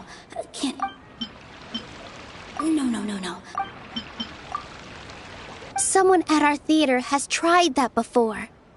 He was a famed artist, but he recognized that very few people could connect with his works. I agree that art should be enlightening, but we can't pursue that goal by creating complicated works. If a work can't tap into an audience's personal experiences or feelings, then its contents may as well be a castle in the sky. What's the point of performing a show that its audience can't even follow? That would only be forcing people to watch something they don't like. You can only reach that conclusion from a place of ignorance. In that case, before passing judgment, you should first become a better dancer than me. You tell them, Nilou. Looks like he's backed himself into a corner. As the party holding the burden of proof, Sharif has failed to provide sufficient support for his judgment of the quality of Zubair Theater's programs. Likewise, the definition that Nilou put forth is but her personal opinion. Neither party is the victor for this particular point of contention. Additionally, I must request that both parties exercise greater control on their emotions. Keep it up, Nilou! You're doing great! In that case, I shall speak of more concrete matters. The essence of this issue is that you have violated the law, so you must now pay the price for your transgression. This course of action is also completely procedurally sound. We have already contacted Zubair Theater multiple times regarding the theater's repertoire.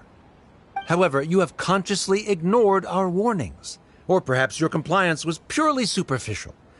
Regardless, that failure has indirectly led to the present day's proceedings.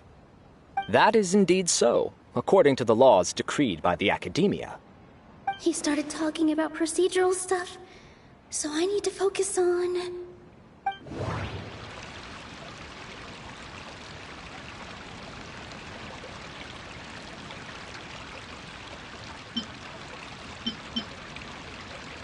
I need to rethink things.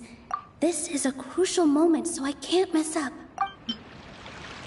I need to rethink things. Mr. Zubair has already provided signed copies of all documentation related to our operations. Everything is perfectly filled out and valid. Although the theater's performances don't align with the Academia's requests, the law doesn't say that Zubair Theater can be demolished only because of that reason. Demolition notices need to be provided in writing and made available to the public. Otherwise, the theater can continue to operate as long as its license is valid. Failing to follow these rules makes your stance procedurally unsound. Yeah! That's right! There are different ways to apply the rules. There is precedent for this. So long as this matter is discussed within the academia, this course of action will come to pass. Looking at the past 27 cases of similar nature, 90% of them support Sharif's claim and position. However, the demolition process in those cases was only started after discussion at the academia. In other words, premature notice of demolition is indeed a rash act. That's more than enough. We've proven that the order is unreasonable as it currently stands. Cease your futile resistance. Nilu's definitely won this point, right?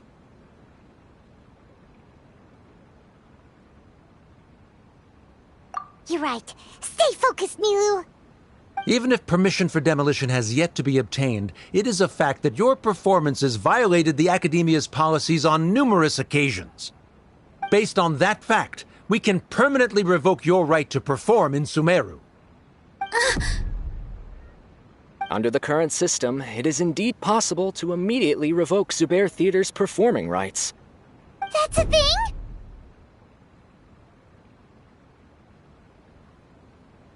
Rather than protecting Zubair Theater, I surmise that your true intention is to maintain your hold over your audience and their patronage as your source of income. Without them, Zubair Theater is nothing more than an empty building. And without its performances, the theater has nothing else of value. What you said isn't true at all. Keep it cool, Nilu!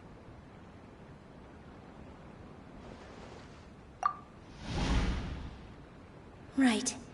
I need to keep calm, but he... Just a little more. Zubair Theater isn't just a performance venue to us.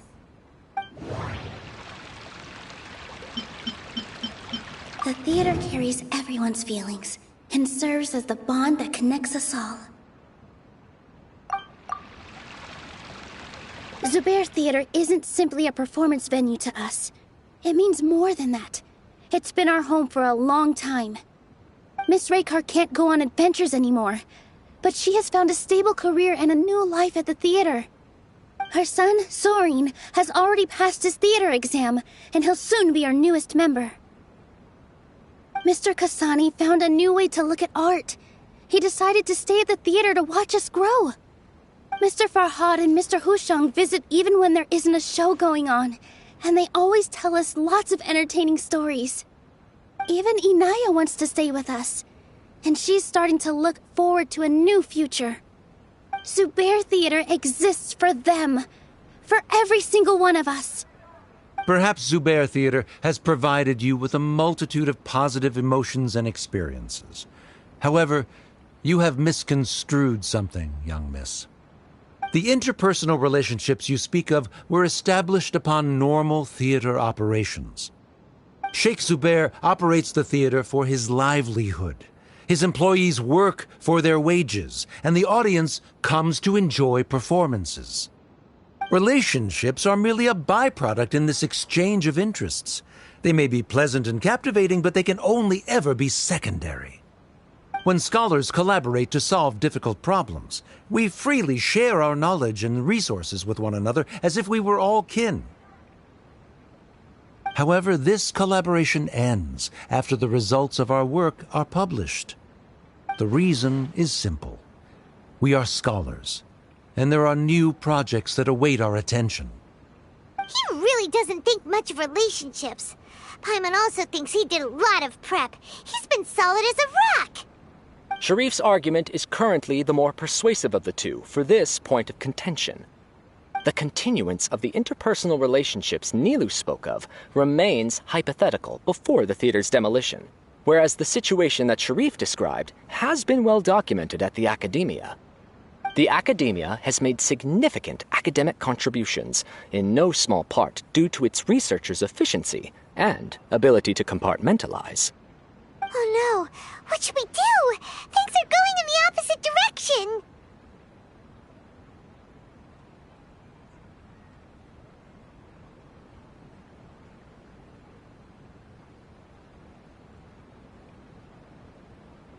A setup?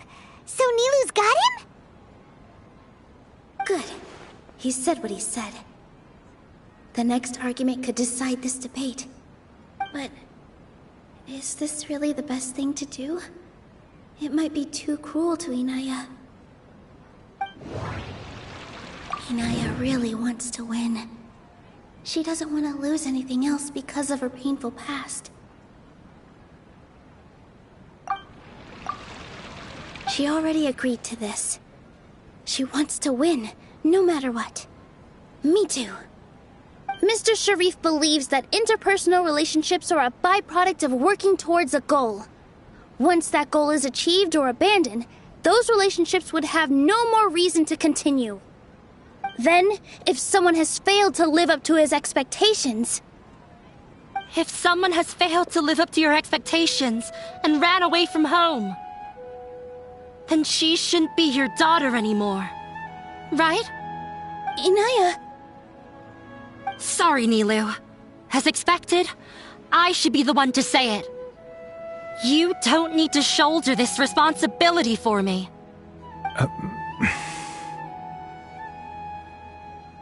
If in your eyes, the purpose of my existence is to become your academic successor, then that goal has ended in complete failure. By your logic, that means there is no more reason to sustain our relationship as father and daughter. Members of the audience who do not belong to either debate party, please speak with caution. Let her speak. What she does not say, Nilou will. No matter how many disagreements we've had, the truth is that you are still my father. You're so immersed in your own world, you can't understand why we come together for the sake of relationships.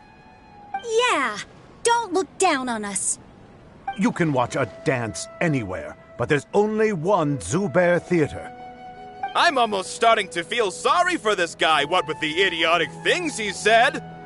Order! Order! Members of the audience, do not interrupt debate proceedings. I confess that this is the final argument we had prepared. Disown me, and you will win the debate. But before that, Father, I have some final words to say. I've been doing some soul-searching. Not about whether I should have run away from home, but whether there was any point to my personal rebellion against you. I kept trying to earn your approval, but I only disappointed you over and over. The truth is, I ran away from home as a means to vent my recurring frustrations. That is to say, I was exerting pressure on you, and hoping you'd give up on your lofty expectations. But by doing that, wasn't I just doing the same thing as you?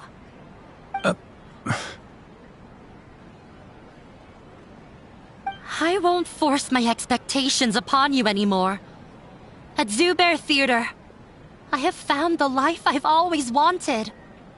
I will move on from my family troubles and strive towards my new goal.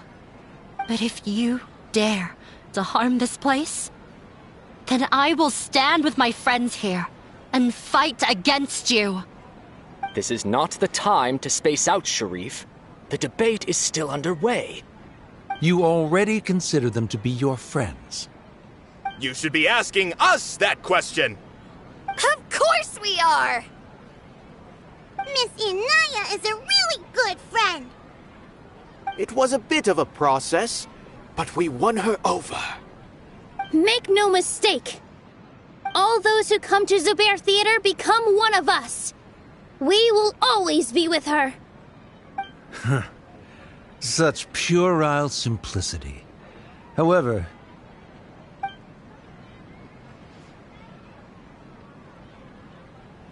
It is surprisingly a relief. Wait, what are you...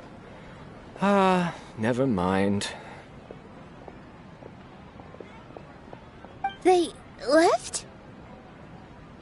Does that mean we've won? We won?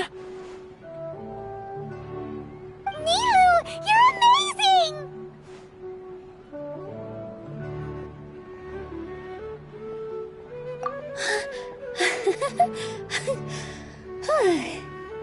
I relaxed for a moment and I feel a little faint. It looks like he still has a place for her in his heart. Terrific work, Nilou and Anaya. They likely won't cause any more trouble for us. Didn't know you could get so fierce. I have a lot of newfound respect for you two. This really took a lot out of me, though. I don't ever want to do this again. Both Miss Nilou and Miss Anaya were so cool! Should we throw a second round of celebrations?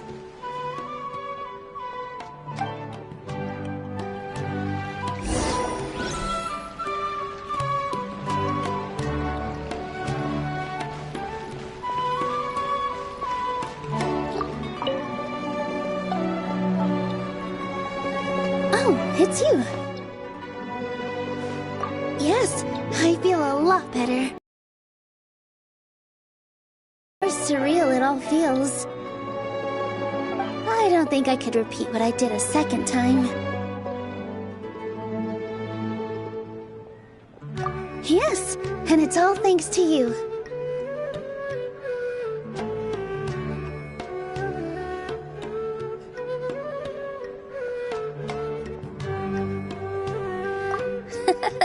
I see. You mean how fate brought me to the theater, right? Then I'll have to tell you about my teacher who Mr. Zubair had mentioned.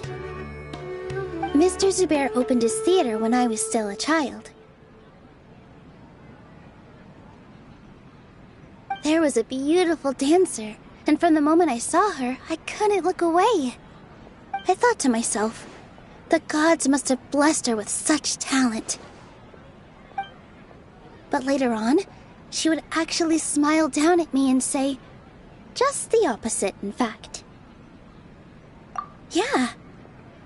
She said, dance is an art born from toil. It isn't a gift from the gods, but a creation by our own hands. It is a beautiful thing born from our life experiences. Whenever there is joy or something to be celebrated, people will dance. In other words, any place where people can effortlessly begin a dance will for sure be filled with the blessings of everyone's happiness. She wasn't looking for flowers and applause. All she wanted was to see her audience smile.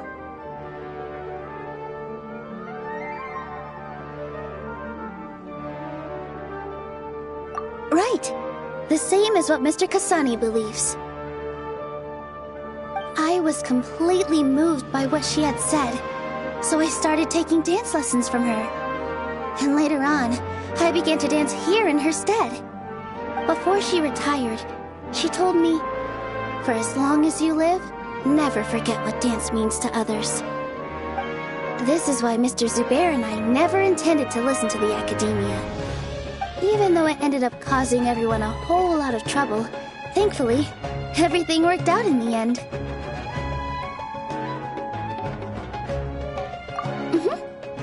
Although, I do have a small regret. Yeah, even though she has already decided to stop fighting with her father, they never managed to have a real conversation with each other. Before he left, Mr. Sharif looked like he had a lot on his mind. He probably has a lot of things he wants to say, but will now perhaps never get a chance to.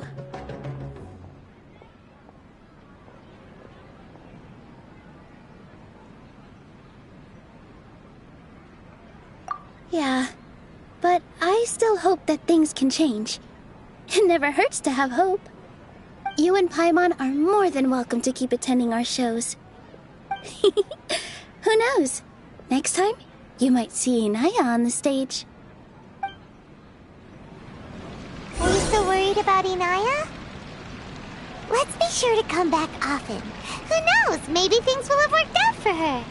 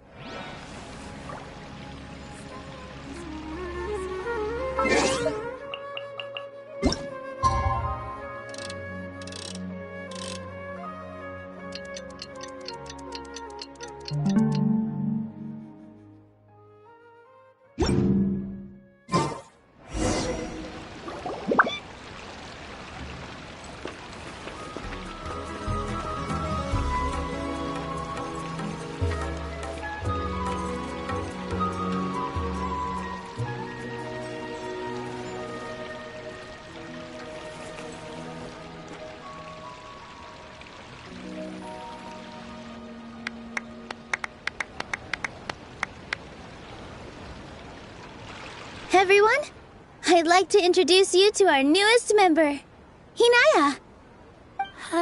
Hello, everyone.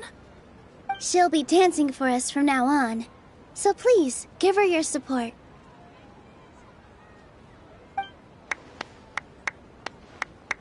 Inaya's taken her place on the stage! Oh, Paimon wonders how she'll look when she starts dancing. When you stop and think about it, happy endings like this sure aren't easy to come by.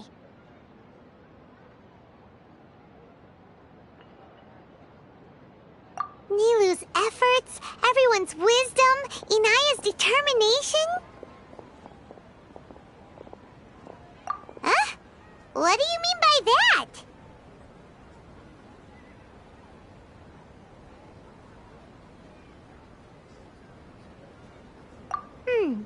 You do have a point there.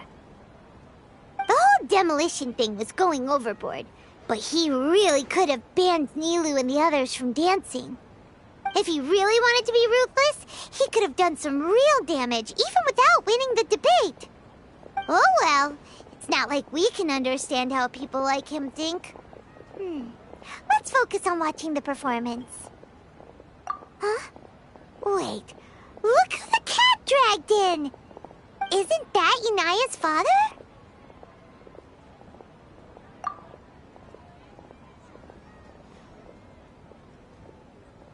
Oh, it's you two. I don't have much to do today, so I just came to look around this place.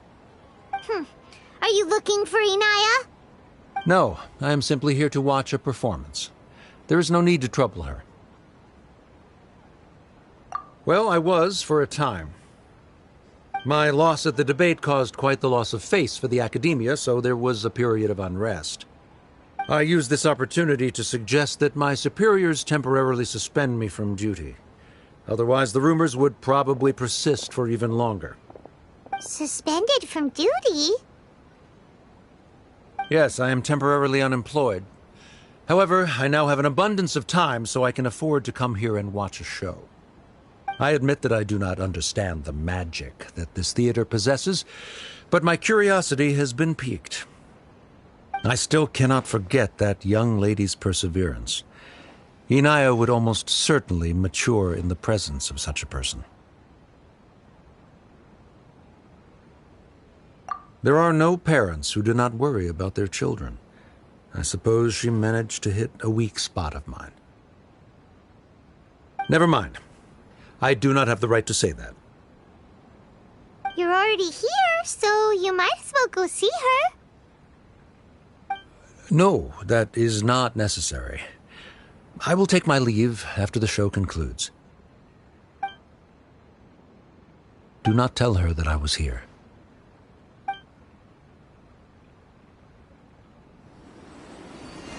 Come on. Who knows if you'll get a chance like this again? Huh? You said you were going to make peace with your past. Show your father how much you've grown. Don't be nervous. Everyone at Zubair Theater has your back.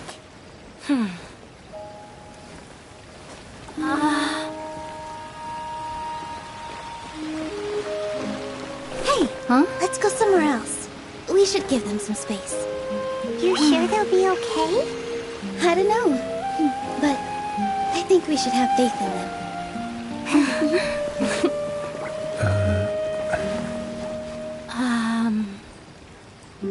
Yes, Inaya.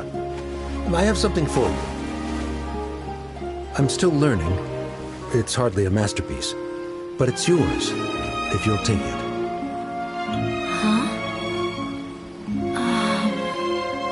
You don't have to take it. It's fine. Never mind.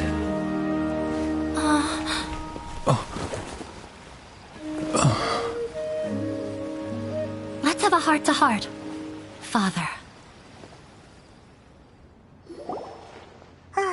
Like father, like daughter. They're both so awkward with their feelings. Yeah, she probably would have snuck away as well if I didn't drag her back. Do you think they'll be able to reconcile? I'm not sure. A complete reconciliation may also not be the best thing for them right now. All those years of arguments and misunderstandings can't be settled overnight. It might be best if they continue to keep some distance for now. But no matter where their hearts and bodies may be, they will always be family. All I wish for them is to be able to one day tap into the warmth of that bond. Oh, by the way, everyone's really thankful to you for helping out with the debate. So, we made you a little something. Hope you'll like it.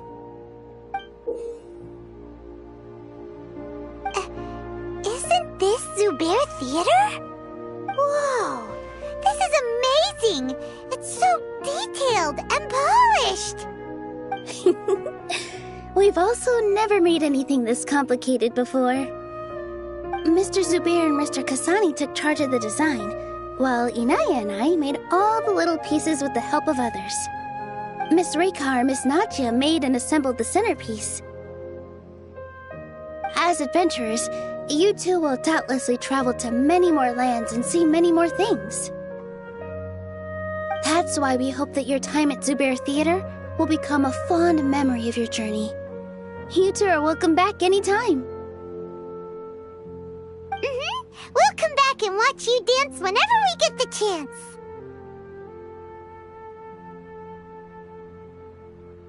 You're welcome. And there's no need to be so polite. You learned fast. Come on, take it. This is the story of you and me. It's a tale that I'll never, ever forget.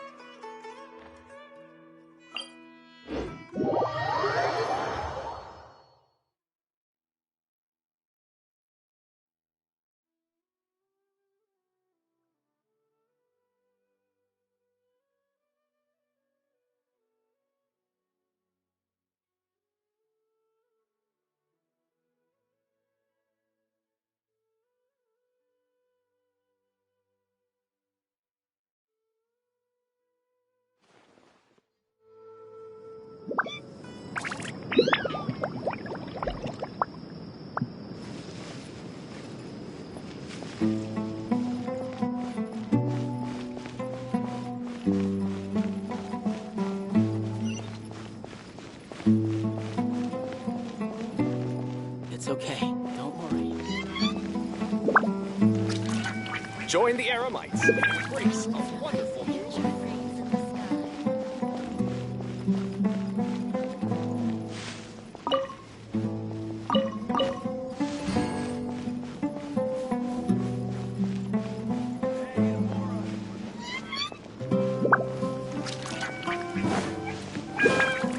Take it easy.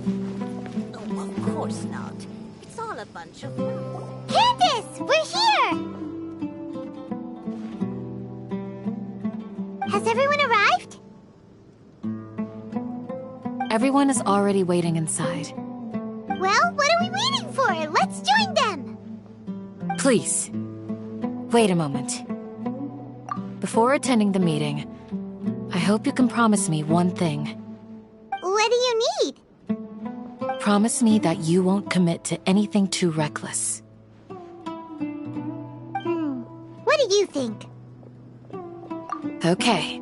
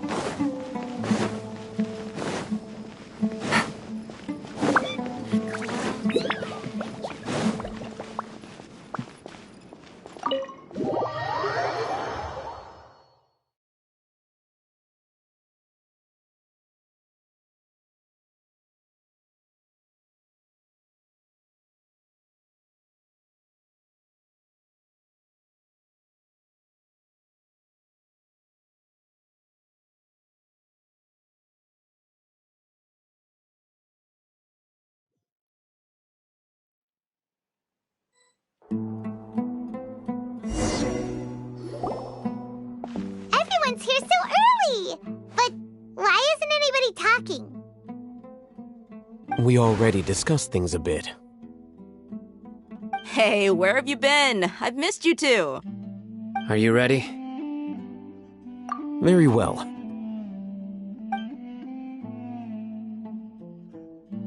Are you sure this is gonna work? I gotta admit, it's bold.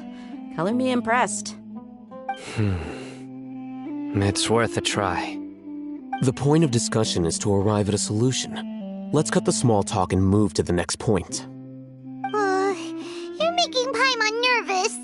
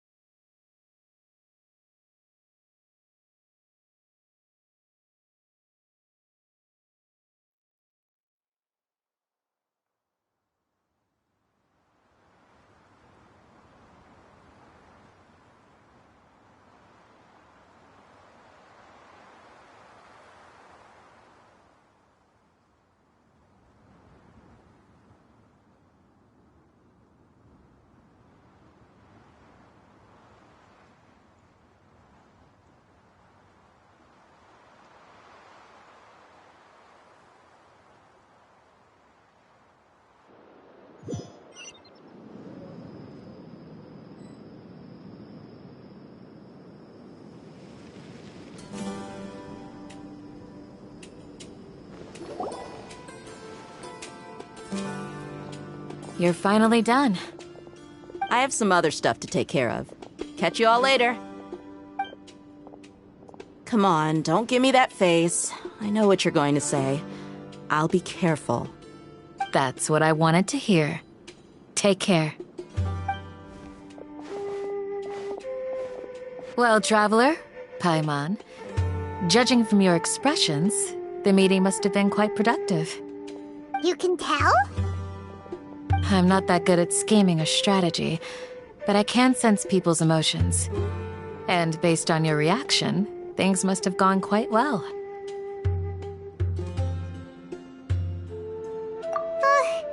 Paimon's a little worried. Hopefully nothing will go wrong. To be honest, I feel the same. But you're already some of the most capable people I know. So you have my trust. Candace gave us a compliment! Your deeds speak for themselves.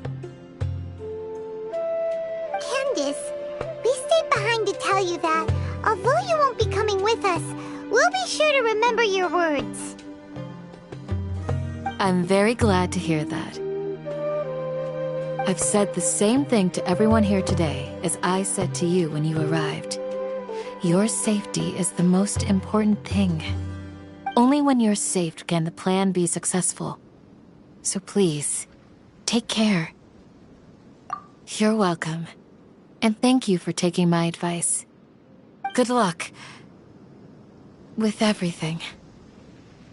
I'll be here in the village praying for you.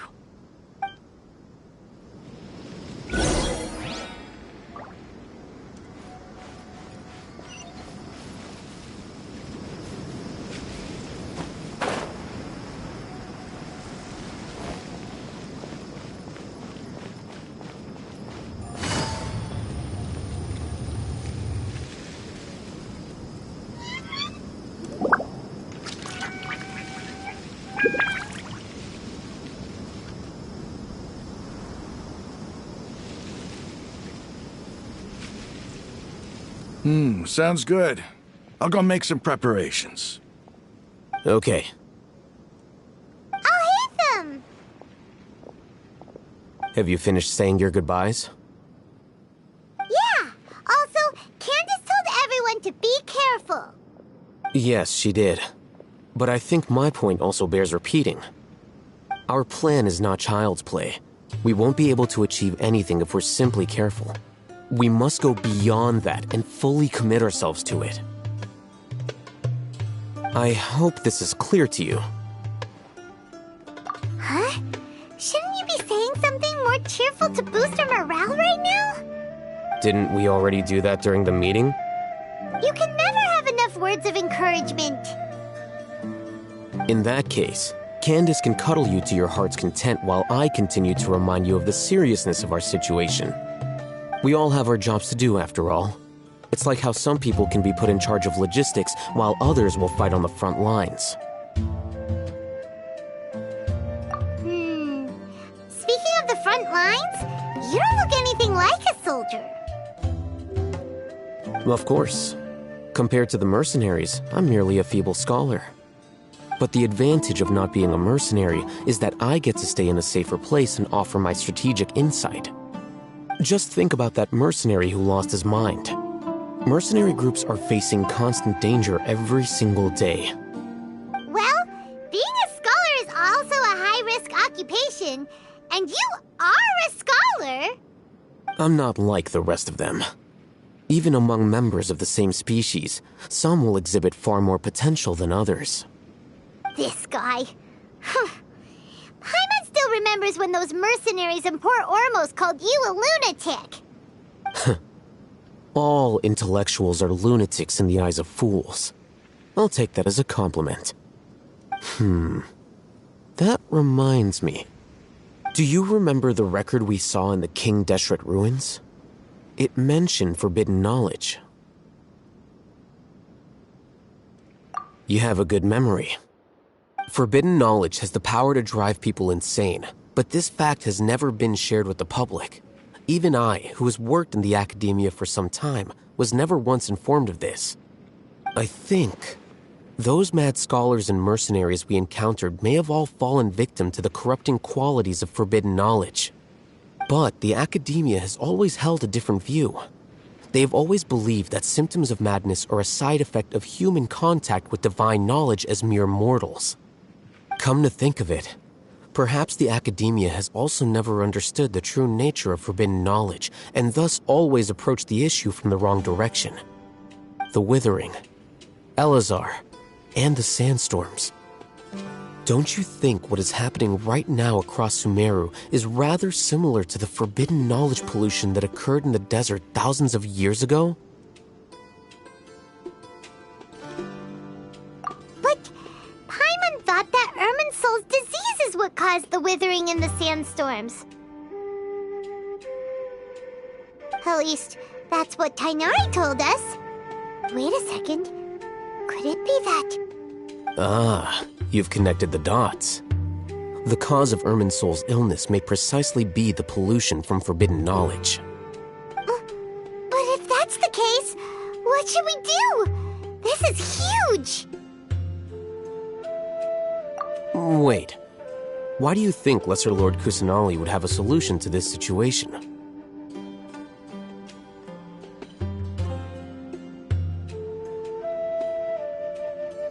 You mean, it's related to the scene you saw when you passed out in the Avidia Forest? That whole, the world forget me thing? In that case, it's imperative that we rescue Lesser Lord Kusanali. Only by working with her to save Irminsul can we completely resolve the problems Sumeru currently faces. To make sure we're still on track, I would like to check on the state of some of our preparatory work. Where are we going? To an Eremite base.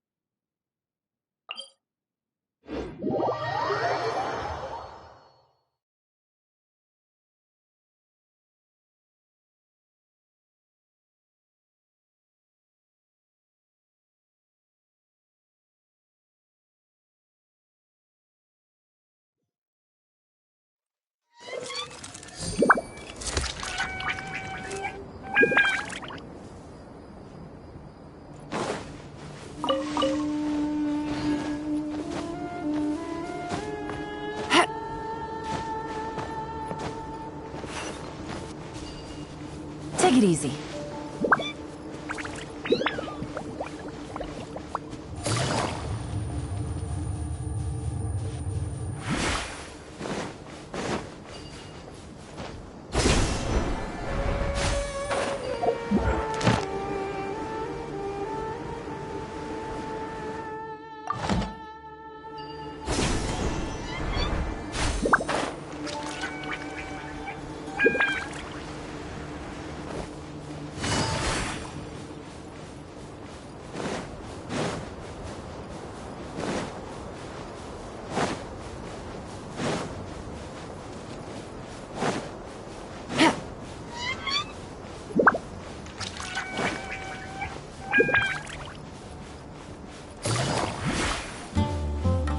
Take it easy.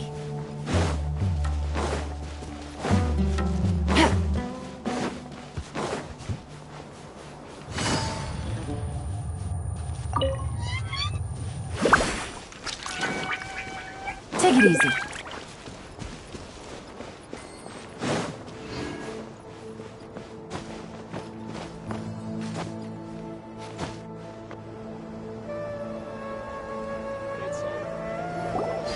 Oh, you made it. Huh? What are they doing here? I gave them some technical work to do. Ah, it's the scribe. And is that the traveler I see? How's the work going? Ah, yes! We have fixed the devices according to your instructions. One of them is already ready for use, while the others are still under repair. Aren't those devices for canned knowledge extraction? What are you doing with those?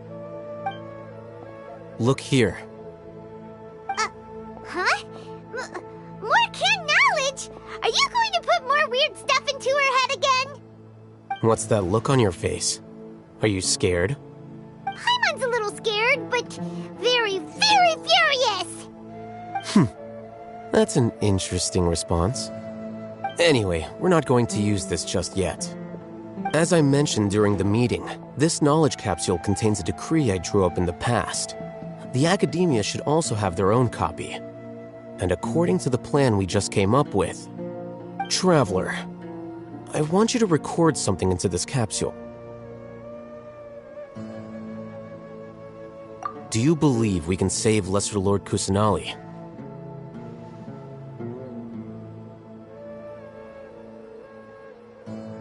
Good.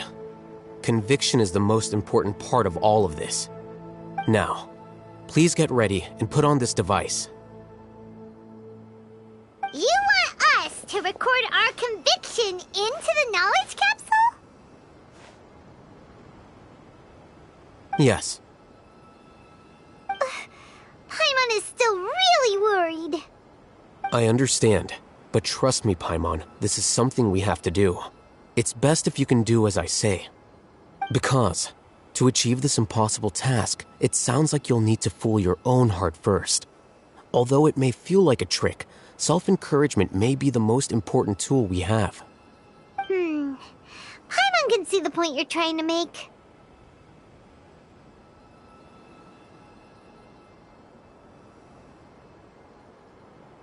Imagine this. We have orchestrated our plan and successfully rescued Lesser Lord Kusanali. As a result, we have changed Sumeru's entire political landscape. Everything went without a hitch, and everyone recognizes and praises our achievements. Now, open your eyes. Here. What's this? Read it out loud.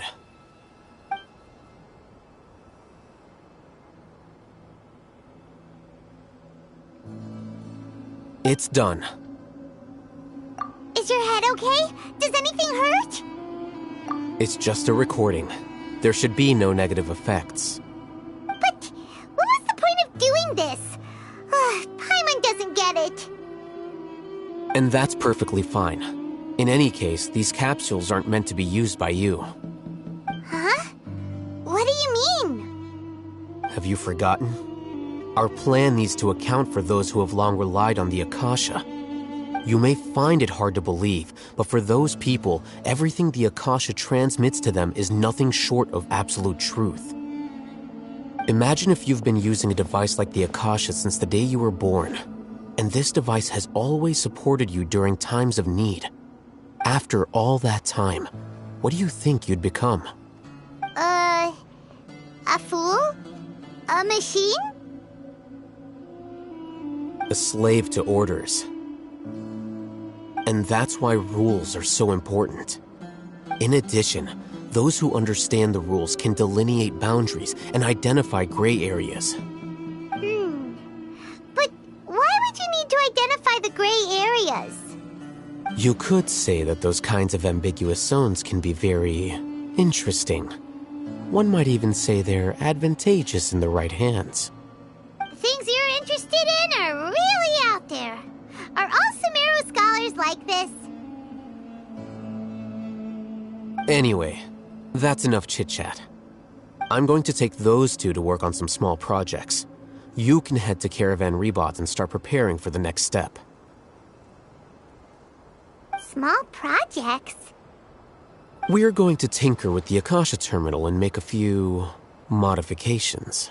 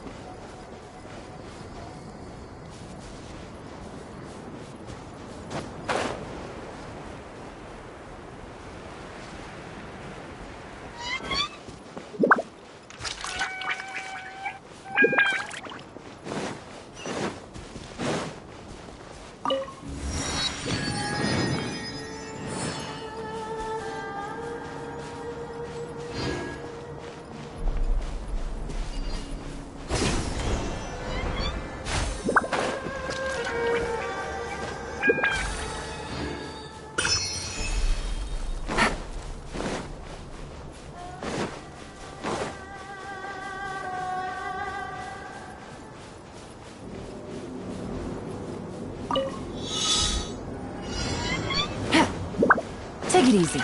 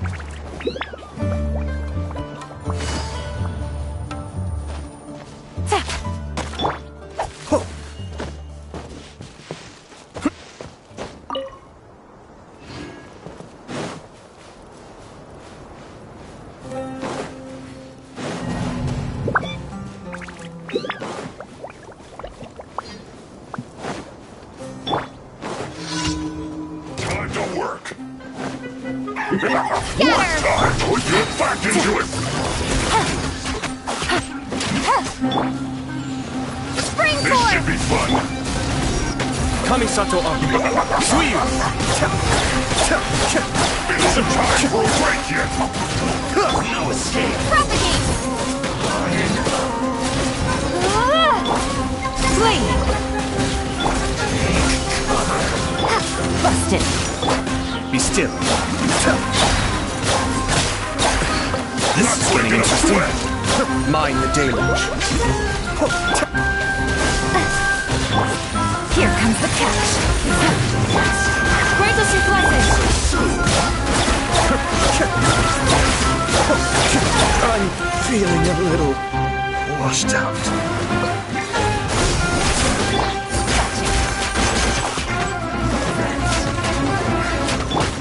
Do your worst. Propagate! Quietly now.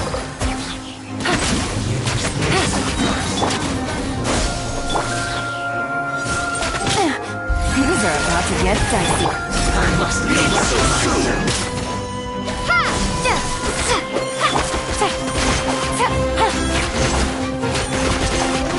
Gotcha. We shall prevail. Flee. Propagate!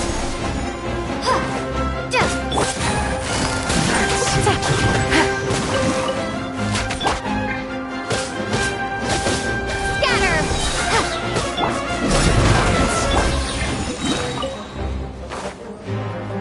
Game's up. Fun's over. Spring forth! Here.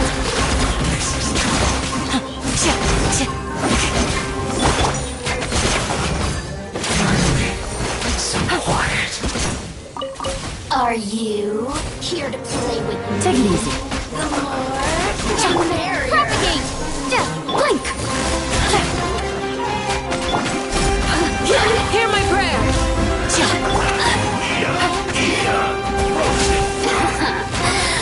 Winging it wasn't the best idea.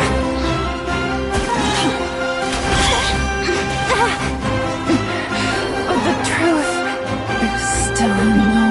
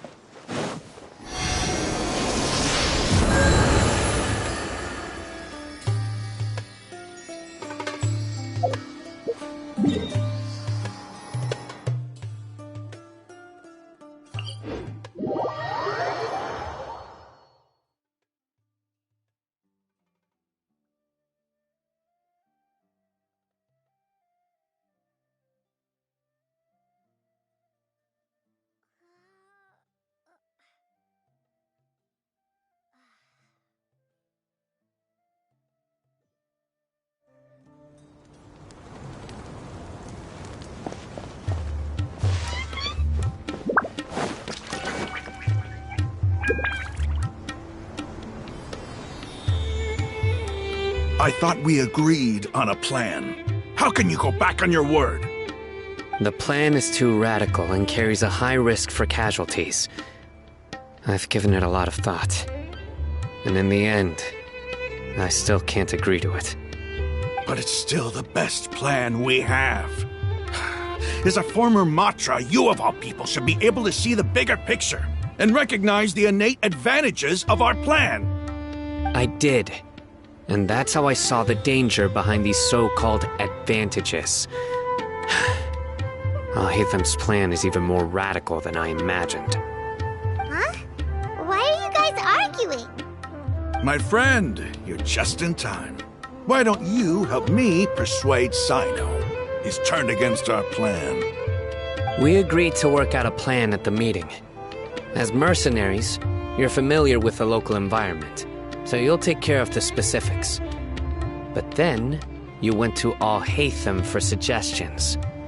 Had I known Alhaitham would give you those kinds of suggestions, I would not have agreed to the plan. Look, you already know that we're all on the same side here, don't you?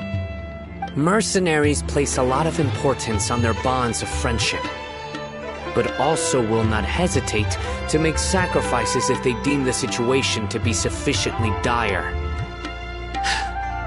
I'm sorry, but as things stand, I can't accept your principles. Seems you really do understand the ways of the desert. Traveler, Paimon, this is also something you should know. Ramon's plan is to have me work with the Caravan Reebok guards in my capacity as a Matra. We will arrest the mercenaries and escort them into Sumeru City. Wait!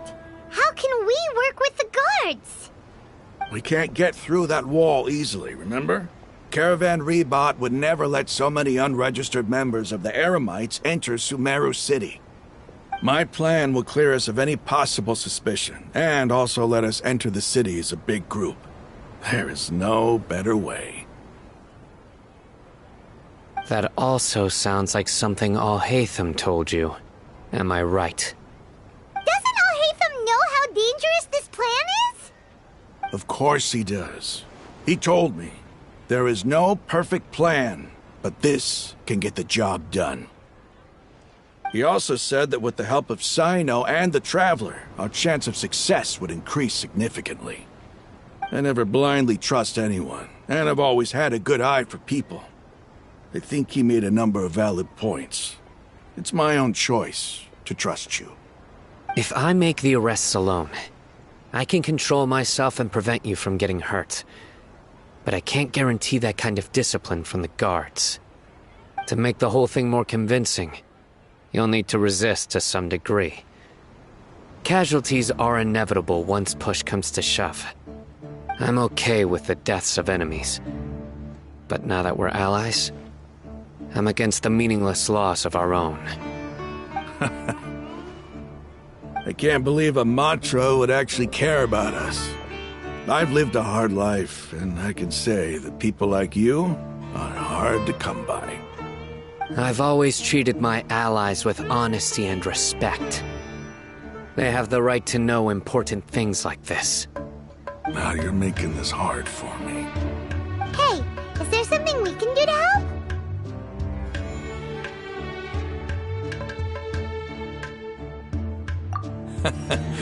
I knew you'd say that. We can help fight some of the mercenaries, which should reduce the number of times you'll have to struggle directly with the guards. That should help at least a little bit. Cyno, on behalf of my people, I thank you for your kindness. But this is a mission we cannot turn our backs on. We strongly value the lives of our friends, but the goal we are about to achieve is even more important. We have no fear of casualties, because we crave the spoils of victory. So please, lend us your support. We will show you the determination of us desert dwellers. Well, now that you've put it that way, I can no longer refuse. But remember, you need to follow the plan and not do anything reckless. Candace made it very clear that we can only achieve our goals if we can ensure our safety. Since you and I both recognize the significance of this operation, there should be no more animosity between the followers of the Dendro Archon and those of King Deshret. Everyone's life is equally important. Okay, you have a deal. Let's do this for our shared dream. The guards should be stationed in the courtyard nearby. You can find them there.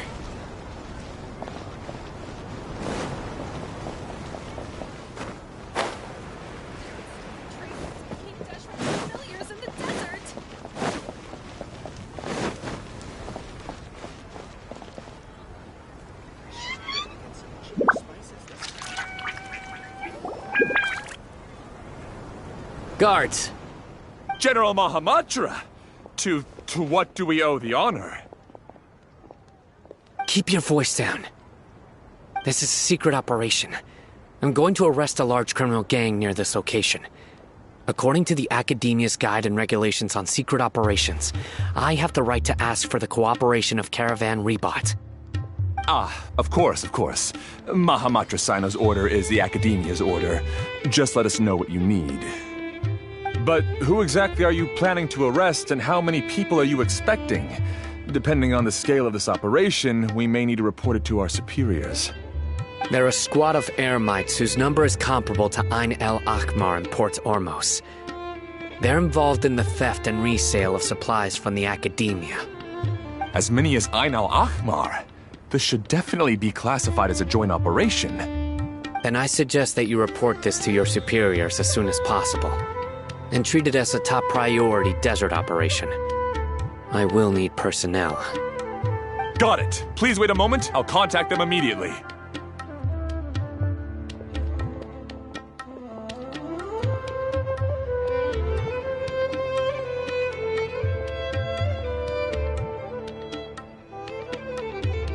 Because this is work. Because I trust you. Paimon can't believe you're still in the mood to chat. This whole thing has Paimon scared stiff. Aren't you even a little worried? What if these guards already know that you have betrayed the Academia and are no longer their General Mahamatra? Even if that guard doesn't know, their superiors might, right? We discussed this, remember? The Caravan Rebot operation is of great importance. But don't worry, the guards there shouldn't know that Sino has stepped down. How can you be so sure? First, the other Matras still don't know why Sino has left, which proves that the Academia has been covering up the matter. Second, this is a crucial moment for the Academia's God creation plan. If something were to happen to the General Mahamatra, it's bound to attract a lot of unwanted attention. No matter how you look at it, they don't seem interested in sharing the news of Sino's departure. A reasonable inference. I agree. Which brings us to our next issue. I'm sure some of you have been wondering if the prediction function of the Akasha will affect our operation. The Akasha is still in operation, so I must remain on high alert. Actually, considering the power of the Akasha, it's quite strange that it hasn't already tried to interfere with my actions. I've given that a lot of thought. For now, I don't think you'll need to worry. If you remember, when you first came to Aru Village, all your actions and routes were predicted by the Akasha. It even gave that information to those who kidnapped the village keepers. But things like that never happened again after we met up with the Traveler. That's true. But why? Look at it from a different angle. Why do you think the Akasha will predict your actions? Because my personal data has been entered into the Akasha. That's true, but the key to this question is, how well can the Akasha make predictions about a person? Haven't you ever thought about it? Just how can it do this in the first place? Because the Akasha controls the entirety of Sumeru. The Academia firmly believes that all human actions can be explained through logic. By sorting and analyzing entered data, the Akasha can derive behavioral logic and predict the actions of those who fit an existing logic model. However, at the risk of sounding like an advocate for fallacies, can everyone truly be considered logical at all times? Emotions are part of our behavioral logic, but can you guarantee that every experience of the same joy or pain would be equally intense? How can our feelings and opinions be predictable down to the letter in every single instance? Sino, in the past, you've always worked alone. In the absence of another person who could sway you or your thoughts, the Akasha could produce predictions that were similar to your real-life behavioral principles. Decisive and principled, you were used to solving problems alone. That's why the Akasha could figure you out. But now, you've joined a team. And I believe the Akasha hasn't yet figured out the full composition of it. Our thoughts and logic have intermingled and weaved themselves together to become a complicated, chaotic mess. Any one of us could potentially disagree with another. The Akasha lacks data on these interactions, and it's impossible for it to predict your actions in the future based on your decisions in the past. After all, there's probably a limit to just how much we can be modeled or controlled by data. So, in my opinion, you're probably safe for now. Makes sense to me. I agree. The Akasha is not alive, and I don't think we can be completely controlled by something without a mind of its own. Is that so? I guess there are things that even the Akasha cannot calculate, and people will not be forever trapped by the past. Paimon's so glad that this is settled. Next time, pay attention during our meetings. Will do. Just remember to stay vigilant. Footsteps! General Mahamatra, we were not expecting your presence here. I'm the security officer of the Grand Deshret Desert District. My name is Luxembarbo. This is my assistant, the Traveler. She will be working with me. The construct next to her is for her work. Beep! Construct, beep! What a great honor to meet you. Your golden hair is as bright as the sun. And, is this the latest technology from the Academia? Have you made a decision regarding the matter I mentioned to your subordinate? It seems to be a dire situation, so of course you will have our full cooperation. To be perfectly honest, I've always longed to go on a mission with someone as well known as yourself. There's no need for flattery. Yes, sir. Take your most elite platoon and follow me to the eastern side of the district. We will carry out the operation there. Understood. Map. Hurry, bring the map!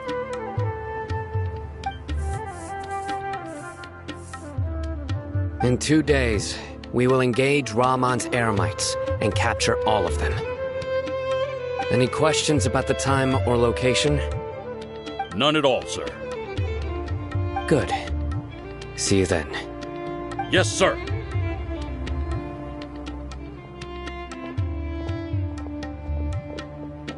Maybe hanging around the General Mahamatra isn't so bad after all. Everyone's so respectful towards us. This is all due to the absolute authority of the Academia. And now, we're going to strike back against that massive pillar of power. Get ready. We will move out in 2 days.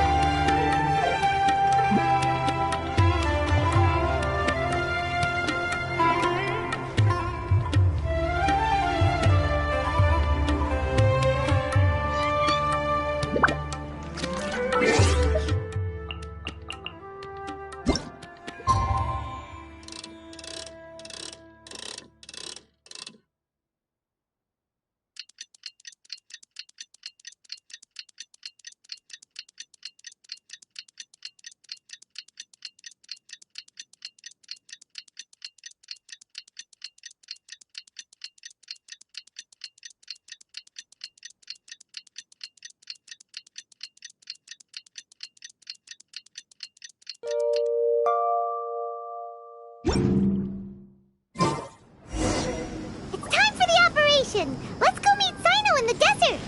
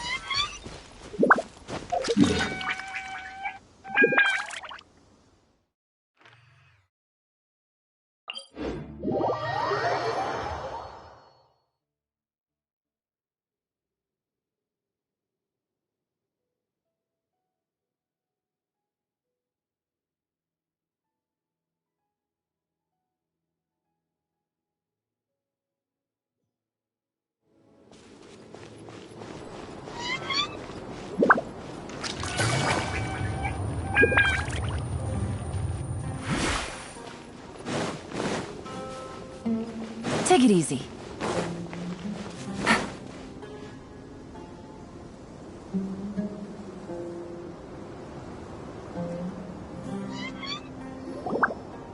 Look! Over there! Our helpers have arrived already! Let's hurry over! Wait a moment. Ah! Oh, it's you! You're my assistant, remember? Being my assistant, you must stay with me. Now let's head over there. It's General Mahamatra and his assistants. We meet again. You're here early. It's to show how important we think the operation is. Since this is a big case for the Academia, we are prepared to give it our best. I'm glad to hear your sense of resolve. Remember, we must capture them alive. They are our only leads for the case. If they die, we will be unable to continue the investigation. Understood. Everyone! The Eremites are approaching from the west! Make preparations and be ready for combat!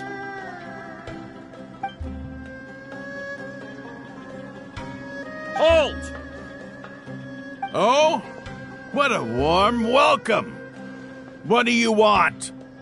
Judging from those shiny weapons in your hands, it seems like you're not interested in a deal.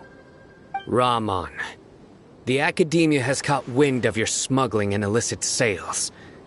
If you value your life, I advise you to surrender. Who are you supposed to be?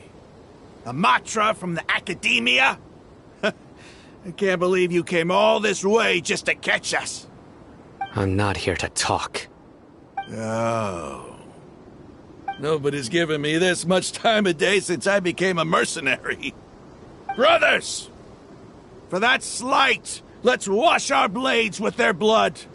Let's show them we Eremites are not to be messed with.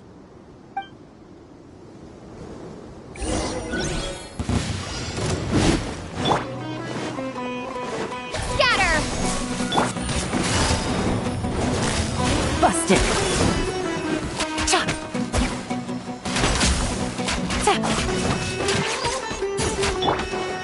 Cascade!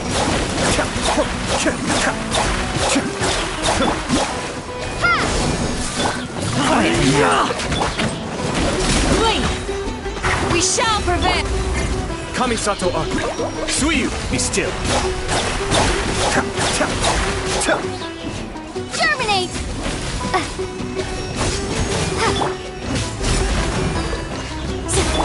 Here comes the catch!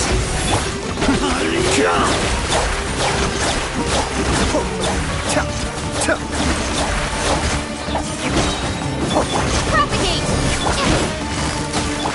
Yield! The depth beckon! Hear my prayer! Flee! Scatter! Cascade!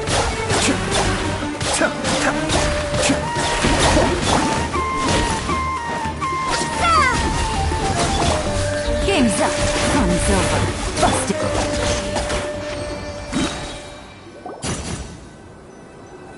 It's over! Ah! We have subdued them. The operation is now over. All Eremite mercenaries and related personnel in the area have been arrested. Ah, you pitiful Dendro Archon dogs! You'll regret this! I'm afraid you'll regret it first. King Deshret will curse you, and you will all! Silence! Oh, Restrain them and take them back to Caravan Rebot. Count their numbers and send them to the Academia as instructed by the General Mahamatra. Yes, sir!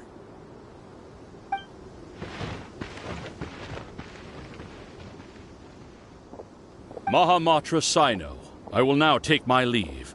If you need further assistance, please come to Caravan Rebot and ask for me. Understood. You are dismissed. There they go. Let's talk elsewhere. 。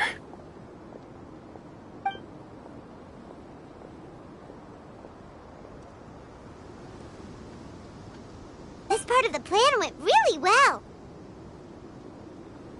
Yes, things went perfectly. That's fantastic! And that punch you gave Ramon there sure looked convincing enough. Once we're done here, I'll return to Caravan Rebot and oversee the group's transport. I promise. I'll get everyone into Sumeru City safely.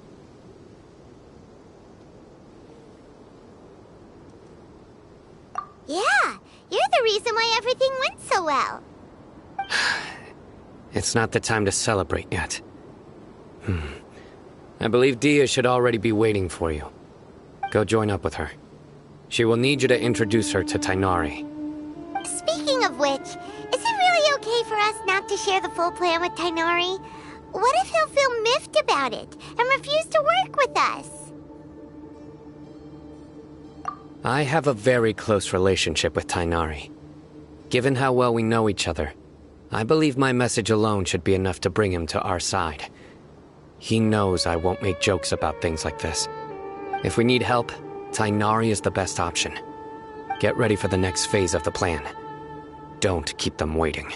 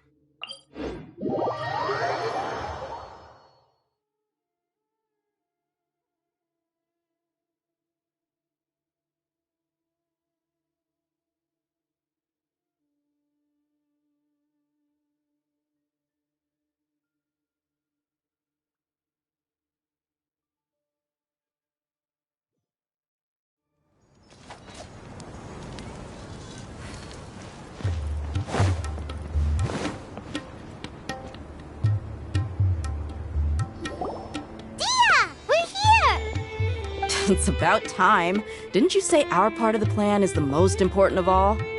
And here you come rolling in late.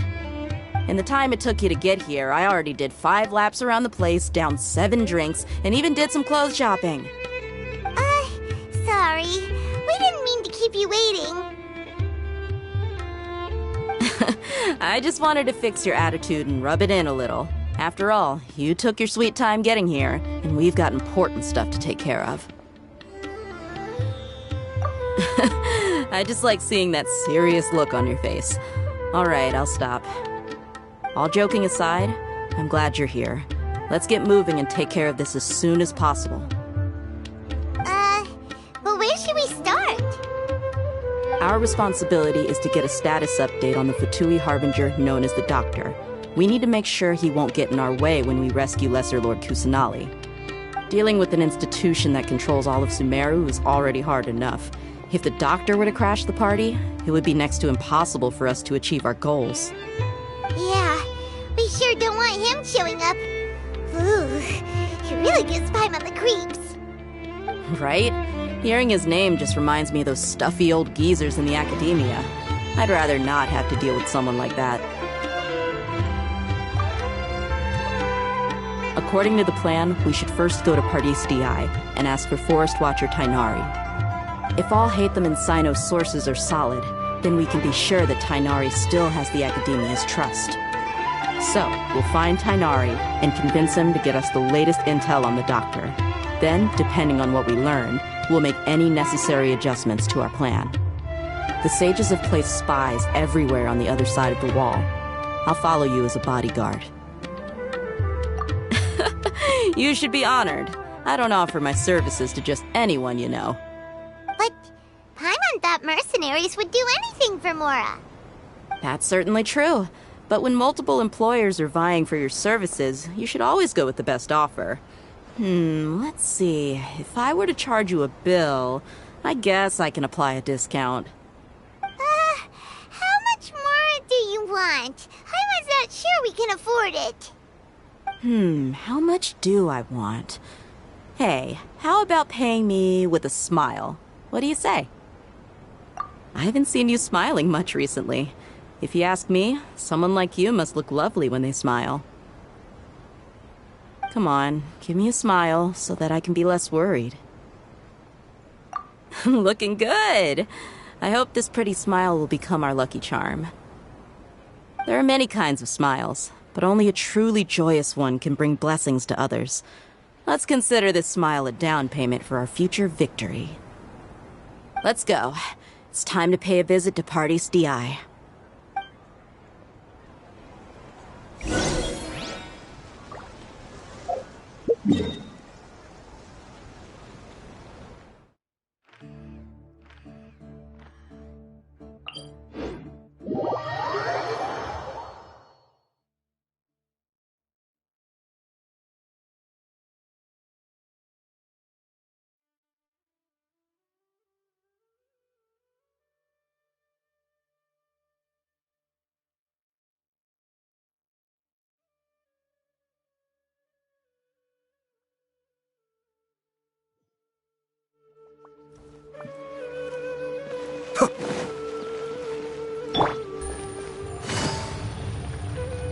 He's over there! Let's go say hi!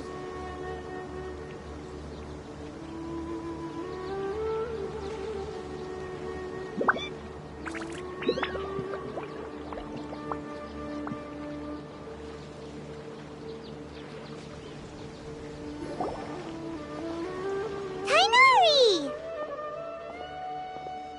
Ah, Traveler, Paimon. And you are? Hey there. This is our friend Dia. She's an Aramite mercenary. A mercenary? You must have some big news for me. It's something really important. Please help us out. All right, then follow me.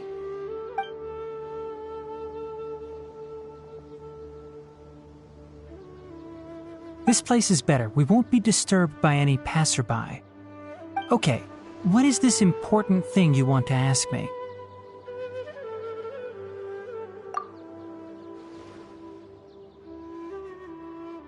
The doctor, huh? He's that strange-looking Fatui Harbinger with the mask. Paimon thinks he has blue hair. Yes, I know him. Actually, he left Pardis DI just a little while ago. He left already? Yeah, he came looking for me. Can I ask what it was about? Sorry to ask you like this after having just met, but your answer is very important to us. For now, all we can share with you is that your friend Cyno is working with us. Cyno, you say?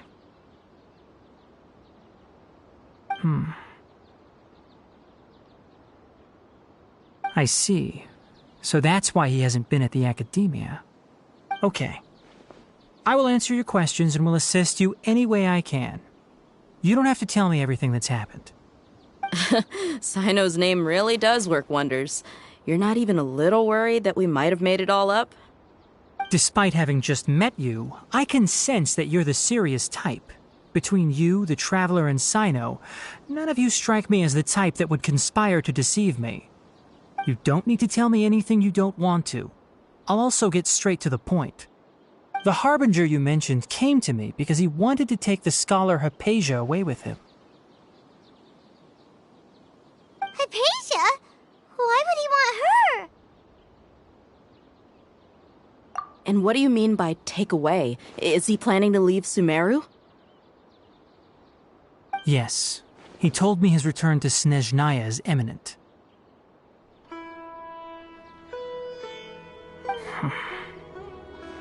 So you mean... you're leaving this place soon? Indeed. Otherwise, we could have perhaps talked a little more. I was just about to set out when I remembered something important. To that end, I made a final trip to Pardis DI. Let me ask, have you been taking care of a scholar by the name of Hypatia? Your sources are accurate. No doubt because you recruited many informants. But you're right. Hypatia has indeed been receiving treatment from me. Forgive me for asking, but how's the treatment coming along? Given the way you're asking, I assume you have something to say. Since you asked, I'll be frank. I would like to take Hypatia to Snezhnaya. It's incredibly difficult to transfer a patient. As a scholar yourself, shouldn't you at least be aware of this? Oh?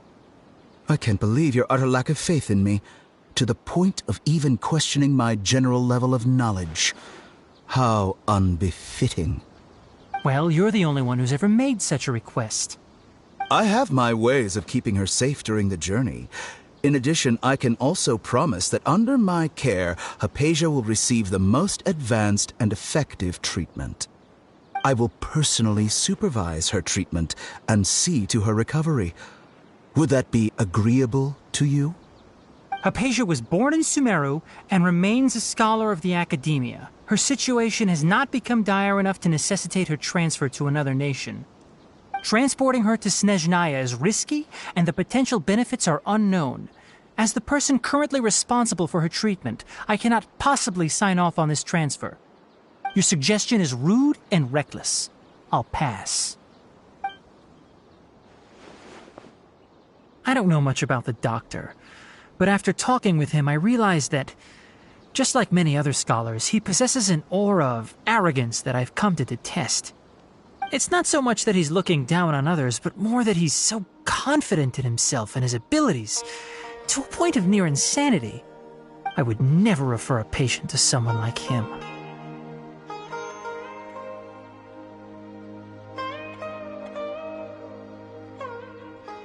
I prepared myself for a protracted battle of wits, and was really surprised to see him just give up on the topic.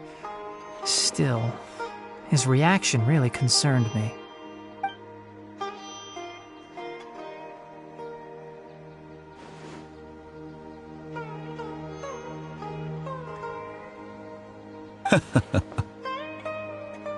I see. Of course, your opinion makes perfect sense. You're still young, but already quite stubborn. I must say, you are not like what I had expected. Under normal circumstances, I wouldn't just let you off the hook like this. But unfortunately, I'm in a hurry today, what with Her Most Noble Majesty the Tsaritsa calling for our return. Luckily, there is still some time left for me to take care of everything before I leave. It's just as the Academia said, you're a responsible and gifted scholar. Sadly, even with all of that, you're still lacking a bit of shrewdness. And that's also why people like you can never realize that sooner or later, everyone must pay the price for what they've learned.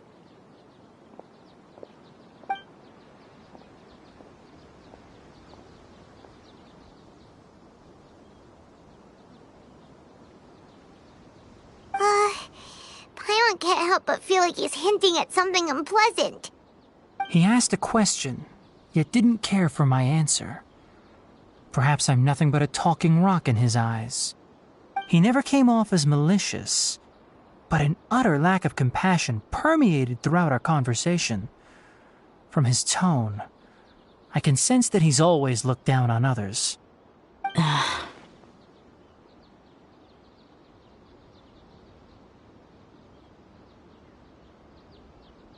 I can barely believe it myself, but if that's true, the situation will be in our favor. I don't think I missed any details. Frankly speaking, I don't want you to do anything too risky. Now that you know a little more, it should be easier for you to stay safe.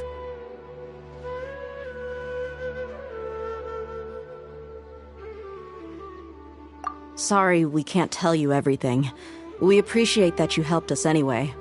I won't forget you. It's okay. I have an obligation to do so. To be perfectly honest, all of this may have started because of me.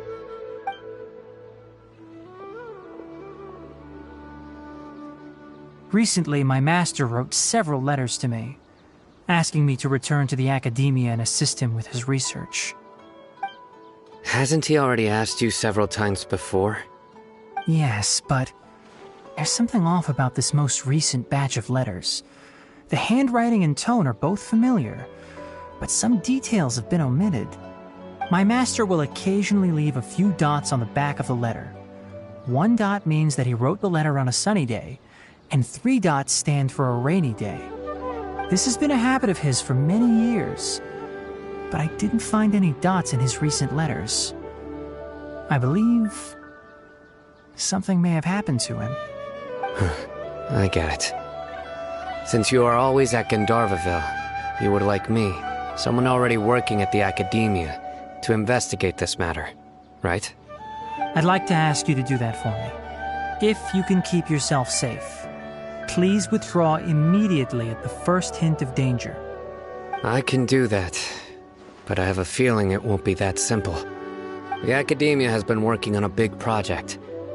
I'm not quite sure what it is, but your master might be involved with it. If the higher-ups really are hiding something, then it will be difficult to remove myself from the situation once the investigation starts. If the situation becomes critical, I'll leave the Academia. If you don't see me there for an extended period, that's your cue. All right, we've got a plan. I'll stay at Gandharvaville to support you. If that scenario comes to pass, you must be extra vigilant. And be wary of any messages or direct requests from the Academia. I must say, I didn't expect a warning like this from the General Mahamatra. Being loyal to the Academia doesn't mean blindly doing whatever the sages say. I know what I'm doing. On that note, aren't you also being quite distrustful of your alma mater? The Academia, yes, but my master is a man of integrity. Even when I was a student, I was worried he'd get in trouble for sticking to his beliefs. I suppose he's lucky to have lasted so long. But in the end, it still caught up to him.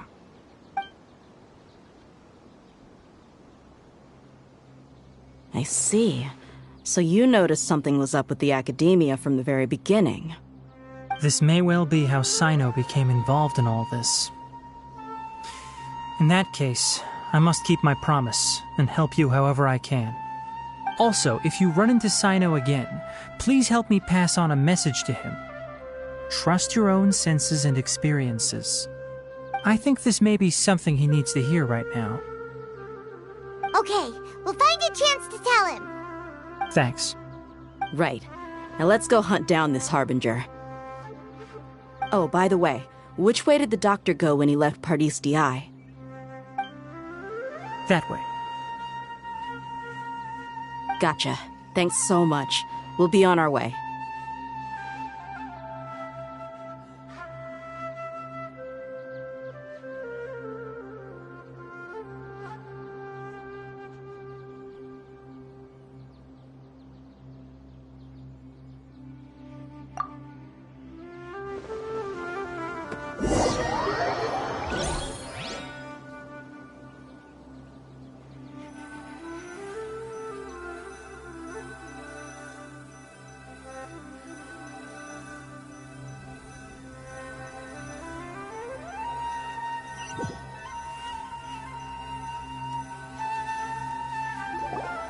According to Tighnari, the doctor is leaving Sumeru soon.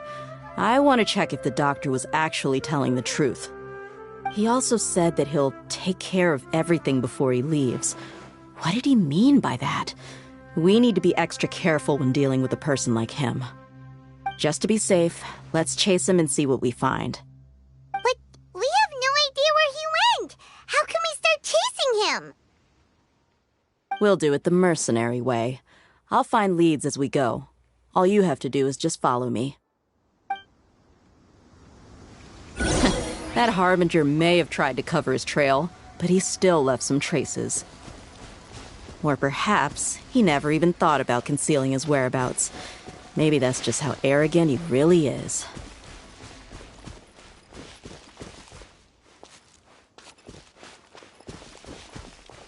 Yep, we're headed in the right direction. The traces are still fresh, but there's no sign of his entourage. Clearly, they're in a hurry. It's just as I thought.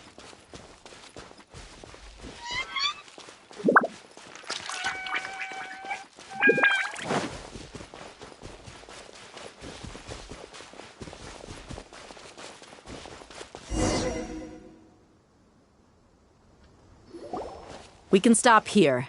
I think I know where the doctor went. To the south of here is Port Ormos, which seems to be where they're headed. Port Ormos? They're going to leave by boat? That's right. Let's go to the port and have a look for ourselves.